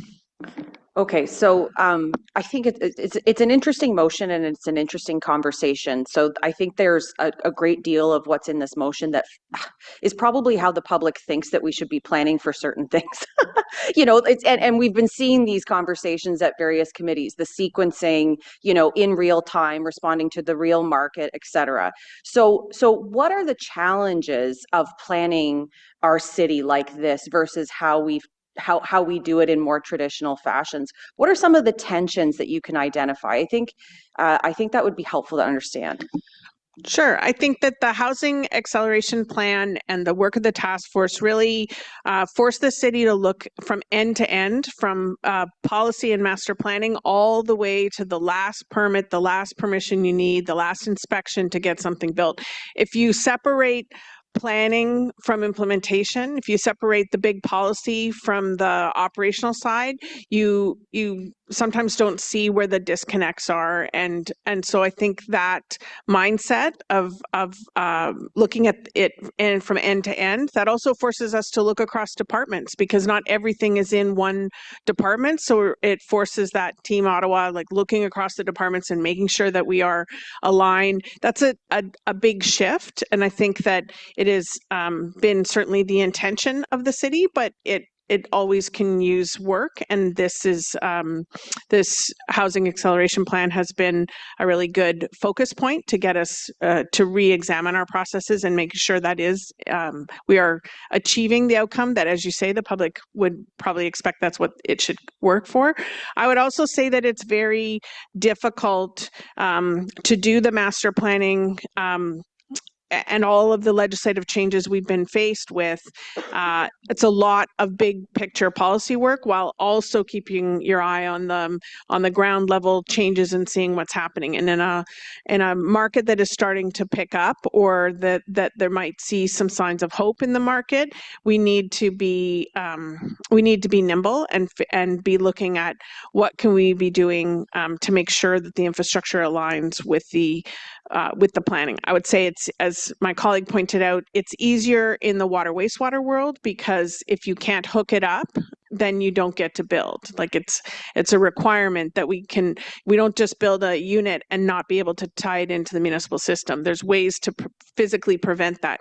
You can have a dirt road and still be allowed to build a house. There's no rules on the transportation side. In fact, the province specifically prohibits us from slowing down development if the transportation isn't there. So it requires a different approach in terms of how we plan for the city, and then how we actually implement our capital budget decisions to align with. So I really think it's harder to do the bigger your city is and the more complex it is, but it absolutely is the conversation that is happening every day now, I think even in a heightened way, given the focus on housing and housing affordability here at the city. Okay, so final question, Chair. And just to be clear, I've been talking much less than those guys, so I still have lots of time on the clock, but the answers have been very comprehensive, and I appreciate that. I just want to understand, in terms of your capacity then, this comprehensive review, we've seen several motions asking y'all to review and do comprehensively. So where are you right now, given that the pressures? Will this upset any other apple carts that you have, or does this fall within your, as you say, the direction that the city is going anyway? So we have worked with with Councillor Kitts on the wording of the motion. It does reflect several initiatives that are already underway. So we do believe this is doable, particularly if we focus on the areas where we have the high growth areas, where we have the biggest disconnect from an infrastructure perspective. So not trying to do everything all at once, but really focus on the areas of greatest need. And then the last part of the motion, taking that bigger picture look and seeing how our plans align. So I think that we can do this, and I'm also confident that we are now in a place to have the kind of data we need, which we didn't have before, at the right scale in order to make those assessments. Okay, interesting. Thank you, Chair. Thank you, Councillor Johnson. I'll go next to Councillor Brockington as a member of the committee. Councillor Brockington. Thank you, Mayor, and thank you, staff, for the update. It's appreciated and comprehensive. I think what worries me is, as we've heard others speak, Canadian population for the first time went down. Our immigration numbers are down significantly. Number of post-secondary students are down. We try and retain them and encourage them to stay in Ottawa. Federal public servants' jobs down. When there are significant cuts by your major employer, you take a breath. You reduce discretionary spending. You don't buy the big ticket items. You want to make sure your job is safe. That slows the economy down. So there are a lot of factors. We're doing everything right to try and spur the industry, to encourage people, to incentivize. But when you have these sort of macro level pressures, it's very difficult.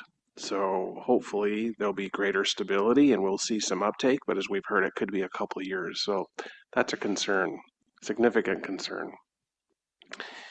The representatives from Bloomberg this morning cast doubt that the HST holiday would be passed on in full to potential buyers. And I just want to ask our staff, how real is that threat that potential buyers may not see a full discount of the HST waiver? And is there anything else we or municipalities can do to encourage the respecting of the spirit of what the federal government expects, and that is that that be passed on in full to potential home buyers?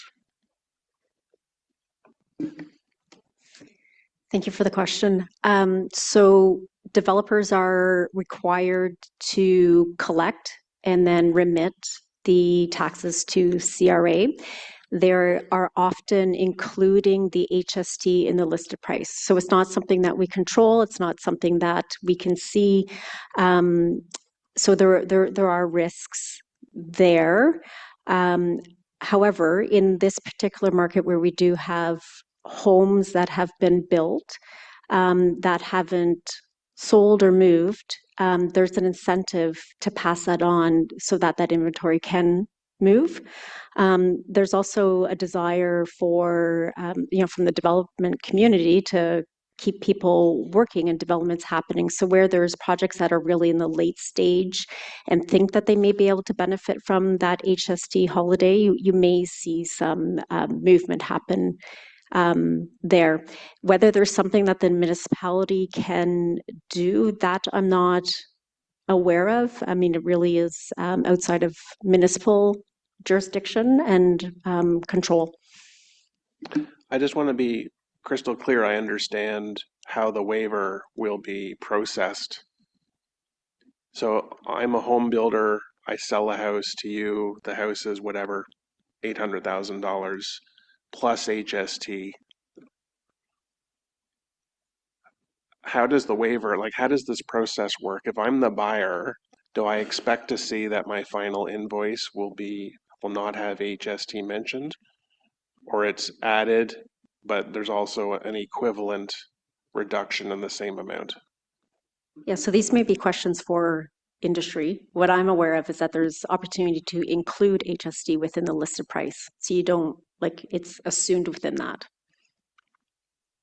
Okay, I just asked staff about what we can do, because I believe that if there are cases where all or the partial amount of the HST is not being deducted from the purchase price, that is, if the buyer is not receiving the benefit, then I don't think that meets the spirit or the intention of what the federal government wants.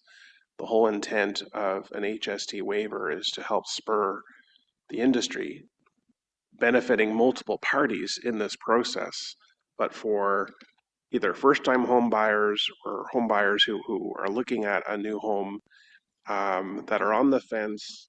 Should I rent? Should I buy?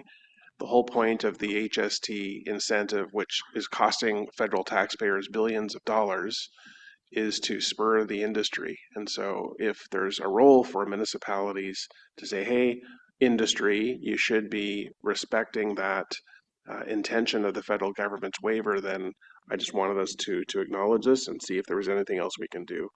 The other thing I'll just mention is I share Councillor Kitt's concerns about sort of this flippant narrative that representatives from other levels of government continue to make about how quote unquote easy it is for municipalities just to waive development charges without knowing what the financial impact will be on municipalities or even the role and what we use DCs for. It's not that easy, and it shouldn't be that easy.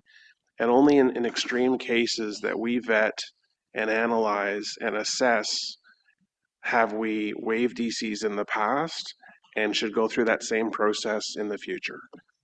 Again, to spur specific development that we want to see that's underrepresented or being underbuilt. Again, that's a tool in our tool chest. But again, this macro narrative by some above us that municipalities should just wave the magic wand and not worry about what the financial impacts are is very dangerous from a financial perspective and puts communities like Councillor Kitts and others at a significant disadvantage about getting needed infrastructure built to begin with. We've always heard in this forum that growth isn't paying for growth. Even in the good old days, we weren't even meeting what we needed, a one-for-one equivalency. This makes it even more challenging. So again, I just want to repeat my concerns about the industry as a whole thinking that we can just waive DCs and everything will be fine when in fact that's not the case. Thank you, Mayor. Thank you, Councillor Brockington. Councillor King. Thank you so much, Your Worship, and I do appreciate those comments by Councillor Brockington. I know that as we build new communities, people expect their parks, they expect their pipes, they expect all the infrastructure, and I would agree that there hasn't been a serious discussion about that by senior levels of government. It's easy to say that we can cut those fees, but we need to also have a discussion about what will replace those dollars to ensure that that infrastructure is properly implemented. I did have a question for staff.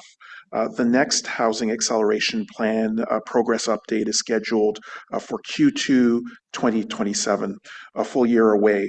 Given that the market conditions are changing rapidly, and we see this with tariffs, with potential interest rate movements, with federal employee shifts in the nation's capital, as well as the Built Communities Strong Fund decision, will staff commit to providing at least one interim update to Council, specifically on the Built Community Strong Fund assessment and on DC Reserve Fund performance before Q2 2027?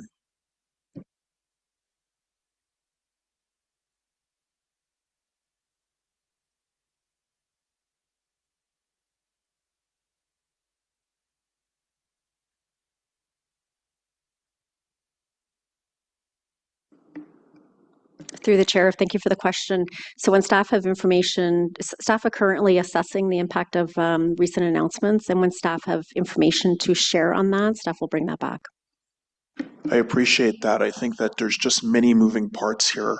And in order for us to really make substantive decisions, we need to have the substantive data. And I appreciate the fact that it is moving fast, but it seems that 1 year, especially in this fast moving environment, isn't sufficient in terms of the timeline. So I appreciate, any update that can be provided as decisions come in, as we reflect on the changing macroeconomic environment, will be very important in order for Council to make decisions. Thank you, Chair. Thank you. Chair Leeper. Thank you very much, Mayor. Sorry, just pulling up the motion again. So one of the resolutions in Councillor Kitts' motion speaks to exploring the options provided under the province's special economic zone framework. I'm just wondering, I understand that projects that are designated under special economic zone are exempt from a certain number of studies. There's a reduction of red tape. I think environmental assessments can be waived. What would be the implications of putting projects under that that regime? Through the chair. So that's a relatively new opportunity in terms of the special economic zones. There are few instances of them in Ontario, so Billy Bishop Airport being one. What the intention here for staff, or the way that we've interpreted it anyways, is that we would have conversations, bilateral conversations with provincial counterparts and federal as well, really to understand the extent to which there are opportunities to really benefit from additional permissions to ensure that we're meeting the intent of the motion. So the key piece would be to have some conversations with other orders of government to really understand the extent to which certain areas of the city would qualify under that economic zone. I'm not an expert in the special economic zones, but if I understand properly, they're ministerially approved. It's not a power that's been given to municipalities. It is something. I just wonder whether, given the incoherence with which the province is treating land use planning in Ontario right now, we want to invite the minister in any more than we need to.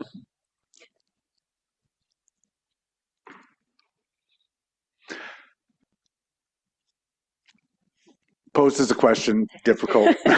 I will leave that, or I will reframe that as an opinion and rhetorical. The effect of the motion, though, would be to send staff away to have conversations, and any thought of working within that regime would be brought back to council for a decision. That's correct. Okay, thank you. Thank you, Councillor Durash. Thank you very much, Mr. Chair. I agree with some of the comments that were provided, that as a little ship, we're doing what we can at the lowest level of government in an ocean of macroeconomic forces that are really at play and really challenging the purchasers and those who build our homes. So to me today, it really kind of exposed how, despite what we're doing, we're really challenged by those macroeconomic challenges that the country faces, not just the city of Ottawa. Questions to staff. I know there's a lot of focus on prices and decision making by home purchasers on entry into the housing market, but I wonder if there's any data or any perspective on, once you move into your home, you are paying a municipal tax bill, you are paying a water bill. So it makes sense that we do our best to hold the line on taxes and hold the line on costs and find efficiencies, as we have over the course of this last term, particularly when we compare our situation to the situation of the satellite communities that are around Ottawa, whether that be Gatineau or Kemptville or Rockland, where more and more you can have a very high quality of life. You can purchase a home and you can pay, 4/5 of the tax bill, and you can move around because we have that inconvenient truth, the 400 series highways that splice through the core of the city, extend into the burbs, and then go north-south into places like Kemptville.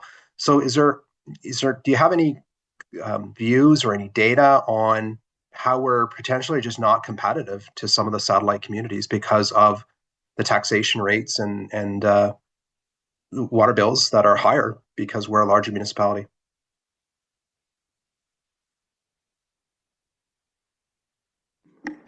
Mr. Mayor, so from a tax perspective, that's not something that we've analyzed, like from our own tax perspective. What we do know is that our tax rates are, one of the lowest in the province when we do benchmarking with the BMA studies that we talk about during the budget process.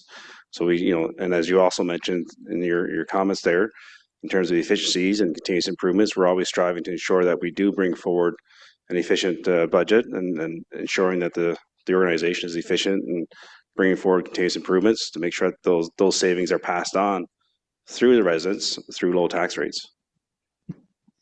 Okay, but as far as this entire analysis that we're doing to understand the situation that we're in, do we collect any feedback? Do we have any good data on why we are bleeding growth to satellite communities? I have my own anecdotal information that, like I said, more and more are becoming complete communities. To Councillor Kitt's motion, they have the infrastructure, they have the services, they have the retail, And people are willing to, for example, drive from Kempville to go to work in Canada. There's a 400 series highway that moves very well. The prices are lower. The taxation is potentially lower. Do we have any data on why we're bleeding growth to these communities so that we can at least try and address it? Through the chair, no, Councillor, I'm not aware of that data. Okay. All right. Well, I'll put it on our radar because it's I hear it right from residents when they're either looking to retire or their situation changes. There are opportunities outside the boundaries of Ottawa, so we have to be aware of that competition that we're facing. Continue to have as low tax bill as possible, and continue to work on building complete communities. So when people move in, they have all that they need and would expect to lead a very high standard of quality of life. Just in closing, just a comment on a strategy of using more sort of our public housing arms to build more homes. I'm certainly open to it in some levels. I think we need to do the proper analysis. What I wouldn't want to see is a super bureaucracy that builds it. And we're lucky, I think, to have some other smaller scale housing providers, Nepean Housing, multi-faith housing that I think provide a lot of bang for the buck because they have sort of a lower administrative overhead. So if we're going to be looking at expanding this area, let's do it with eyes wide open. Let's do it with full analysis. And let's be aware that we may have some control to build, but if we're building these large bureaucracies, I'm not sure we're any better off. Thank you. Thank you, Councillor Desroches. Councillor Johnson. Thanks. Me again. Sorry. So just about the motion one more time. So let's take a real example. Baseline BRT. Baseline BRT scores most highly on the transit list. And I'm not sure it's within a high growth area, but it was evaluated against a set of criteria that demonstrates its benefit in terms of a network and in terms of, the actual improvements to mode share targets that we're after for some of those neighborhoods as well. So I guess I struggle still to understand, and I'm not opposed to the idea because I understand it's just for consideration, but I am trying to understand how you then layer on something like high growth within a set of criteria that's already been established within all of these plans. So can you use that example, but don't get too stringent on the example? Sure, as an example. I understand. So I guess I would say that we don't see this motion as replacing the master planning process. It is another lens to take to see where are there gaps or challenges within our long-term master planning framework that are not meeting the immediate pressures. So it would be another lens to take, not a replacement to the master plan process. Okay, thank you. Vice Chair Kitts. Thank you, Mr. Mayor. I am going to give quite a wrap up here because I do feel like this is one of the more significant motions I've brought forward. I am trying to rethink how we approach infrastructure delivery as a city. And as Marcia mentioned, some of this work is already underway. Some of the pieces in here with respect to exploring front-ending agreements, for example, I have already brought forward and passed a motion on this, but I don't think we are moving fast enough to keep up with what is happening on the housing side. And over the last several years, you all know I have been laser focused on the core issue of making sure that growth in my community is actually supported by the infrastructure that people rely on every day. And you've all heard my frustration on this. But I also want to be clear, this is not about pointing fingers. Our staff are working within the systems that we have built. So what I'm asking today is whether those systems are still fit for purpose in a city that is growing fast. And I'm asking whether there are better ways to do things, and that we recognize on a systemic level that delivering transportation infrastructure on time is just as important as planning it. And to make up for the fact that we don't have the same lever of holding provisions when it comes to transportation infrastructure like we do for water and sewer, even when a road is operating over capacity, or an intersection is failing, or the mobility conditions are unsafe. And I appreciate that pretty well the entire leadership team had input and contributions in writing this motion. I do feel like we are rowing in the same direction. This motion is really with citywide intent, but as a case study, I want to share it's also coming from a place of persistence, because progress has been made in my corner of the city. I, exposed through my inquiry that the East End was getting less investment. I fought the battle at the transportation master plan time. We pushed, projects got moved up. I secured commitments with your help, Mr. Mayor, and with the support of all of this council. But what I've come to realize is that even when the funding is identified, even when the projects are prioritized, we still aren't delivering infrastructure at the speed that the city is growing. And that's the gap that this motion is trying to close. Over this term, this council has rightly put a major focus on housing, and we have streamlined approvals. We've reduced red tape. We've told the system to move faster. That is what we were discussing today. But what I am hearing more and more from residents, most importantly, but even from the industry, is that transportation feels like an afterthought. And it creates a real problem, because communities are more than just a unit count. It is about whether people can get to work, whether kids can safely get to school, whether congestion gets worse, and whether communities feel complete instead of like they are constantly catching up. So this motion is asking, if we're willing to rethink how we approve housing, why wouldn't we be willing to rethink how we deliver the infrastructure that makes housing livable? I feel like we should all be really proud that we have modernized one side of this equation, but the other side is still operating in a very traditional, very sequential, very risk-averse way, and it's showing up in timelines, it's showing up in layers of review, in processes that happen one after another instead of together. And all of that has a cost. Every year that a project doesn't move forward, it means more cost, more lost economic opportunities. So at the end of the day, residents don't experience policy, they experience outcomes. They experience whether the road is built, whether the intersection is safe, whether the transit shows up. That's what matters to the people that we represent. And I haven't said Brian Coburn once today, so welcome to the next phase of my work. And I want to thank you, Mr. Mayor, and your staff for working with me on this motion. I know that accelerating infrastructure timelines is a shared priority, and I've really valued our collaboration on moving this forward to help growing communities like mine, but also to build a better city writ large. Thank you. Thank you, Vice Chair Kitts. Councillor Luloff. I want to lend my support to what Councillor Kitts is saying. There's absolutely no daylight between us on this issue. The challenges that are facing her community and many of yours are the same ones that we're facing in Orleans, East Cumberland. This growth is happening, and it's happening quickly. Now we're going to be pushing to have it happen even more quickly. That's a good thing. We need more homes, but we have to ensure that that growth doesn't come at the expense of the infrastructure that people rely on every single day. This is something that Councillor Kitts has been talking about this entire term and the term before this. At the same time, we're asking residents to accept this more housing while the systems around them are already under strain. On top of what we're dealing with in the south of Orleans, Highway 174 is at capacity. It's affected by the same issues that Councillor DeRoche just raised.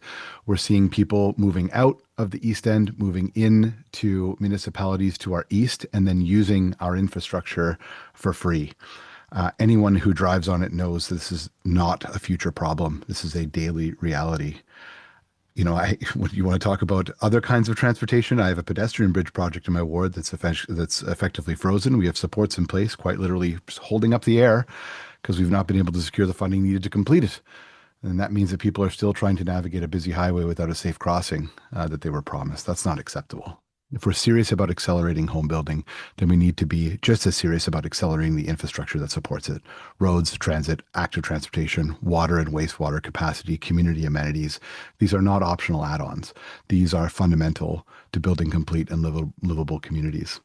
We can't continue to approve growth in isolation and hope that the infrastructure catches up later. We've seen what that looks like, and it looks like our areas in the city and some of yours as well.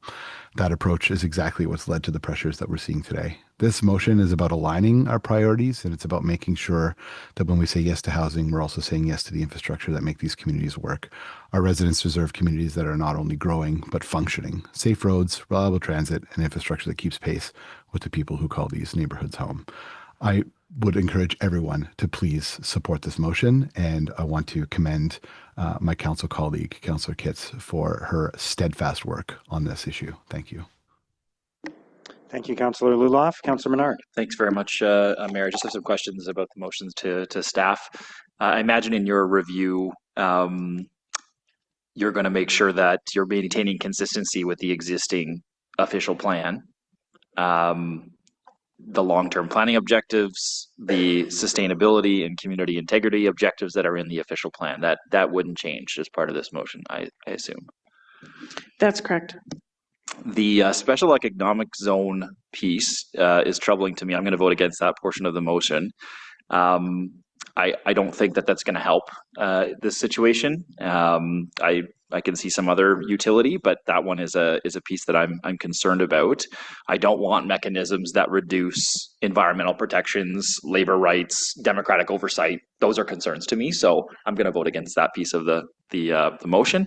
I think a lot of the report we saw today on housing, we don't want to double down on the stuff that's not necessarily working or we're frozen on the deregulation portion without seeing that type of housing development or municipalities funding it.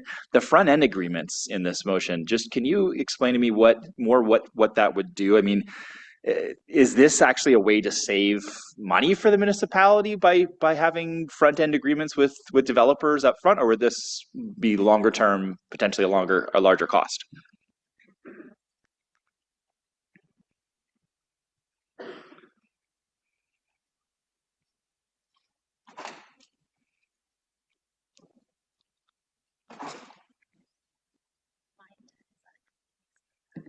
So I'll start. I guess I would say that, I mean, we don't see this necessarily as saving money. It's about trying to speed up approvals. I guess I would say there's two issues we have with the disconnect between infrastructure and housing growth. One of it is the sheer cost of doing these projects. They're very expensive. So where we put our money in any given year and how we make those decisions is important. And I think this motion tells us to look at where we're seeing the high growth pressures as part of that analysis. The other part of it is that we always want to be doing things most efficiently in terms of where we spend precious tax dollars. And so can we find ways, this motion identifies several places for us to look to either thin out processes, reduce delays, identify ways that we could run things in parallel where possible. And so it speaks to procurement and other kinds of things. But trying to get to, I don't see us saving money by this. I think it's more about trying to spread the money we do have more efficiently. Yeah, and I guess there's an argument to be made that the money that we do have for this type of infrastructure to catch up to the housing everywhere, it's not just this area, is not adequate.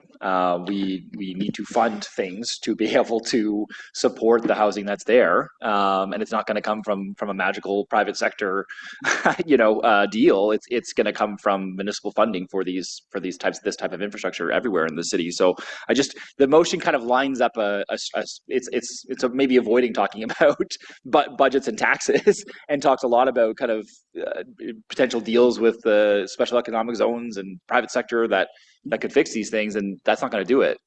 So I'm like I said, I'm going to support portions of this, not the special economic zone piece, and I'll wait for more at council too. Thanks, Mayor. Okay, thank you. Councillor Kavanagh. Thank you, Mr. Mayor.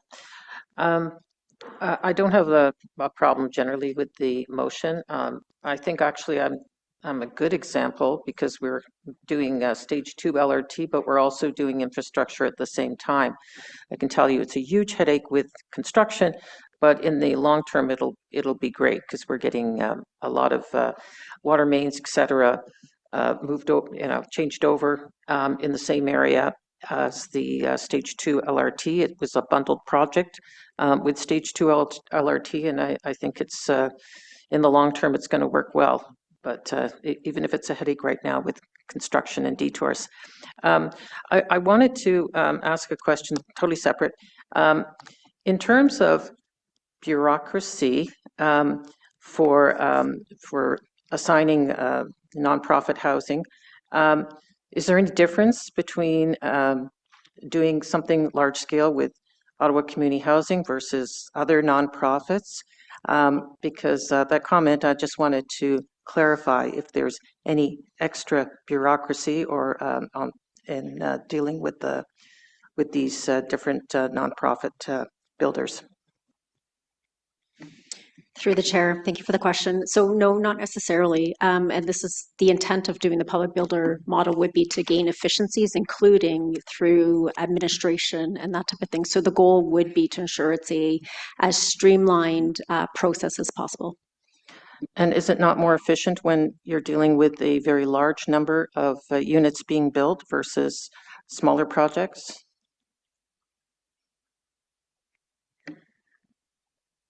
Yes, and there's many different ways to achieve that. So that would be the goal of engaging with the sector and then examining different models to bring forward.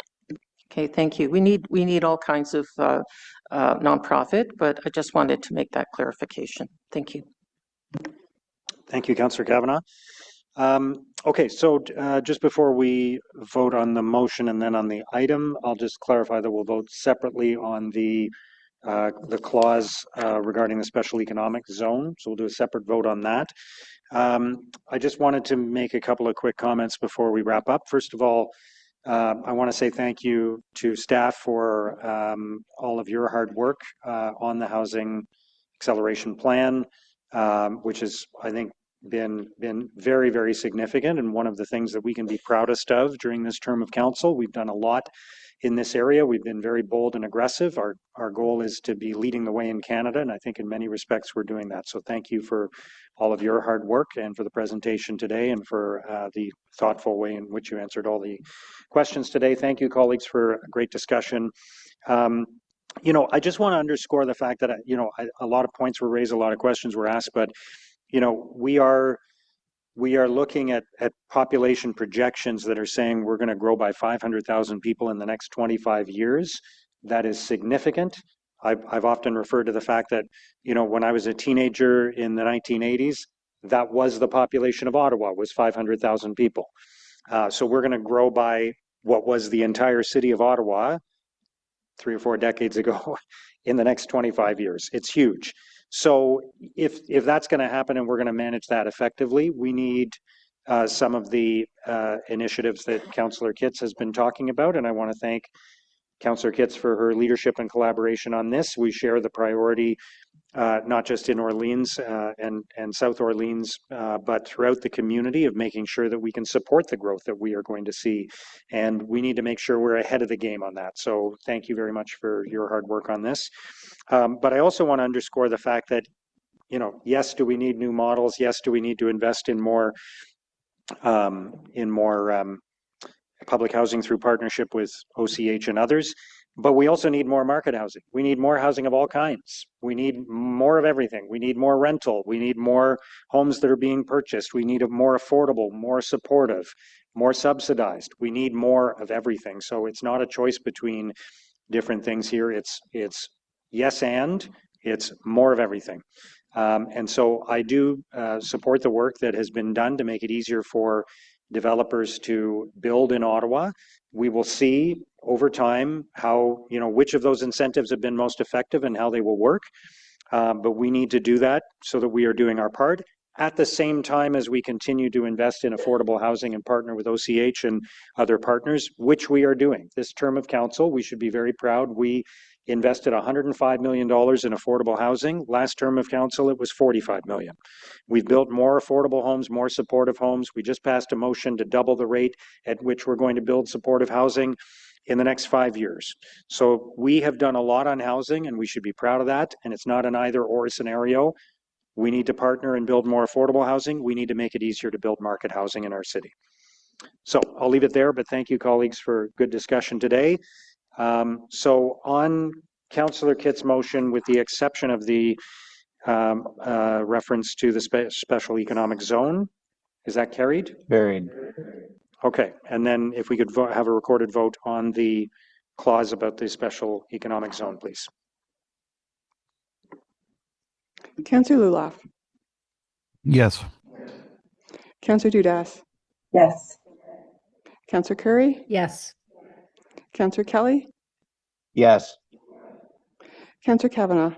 Yes. Councillor Johnson. No. Councillor Tierney. Yes. Councillor King. Yes. Councillor Troster. I apologize. Is this the clause that we pulled out, or is this? This is the clause we pulled out on the special economic zone. Okay, thank you. No. Councillor Brockington. Yes. Councillor Menard. Nope. Councillor Brown. Yes. Councillor Lowe.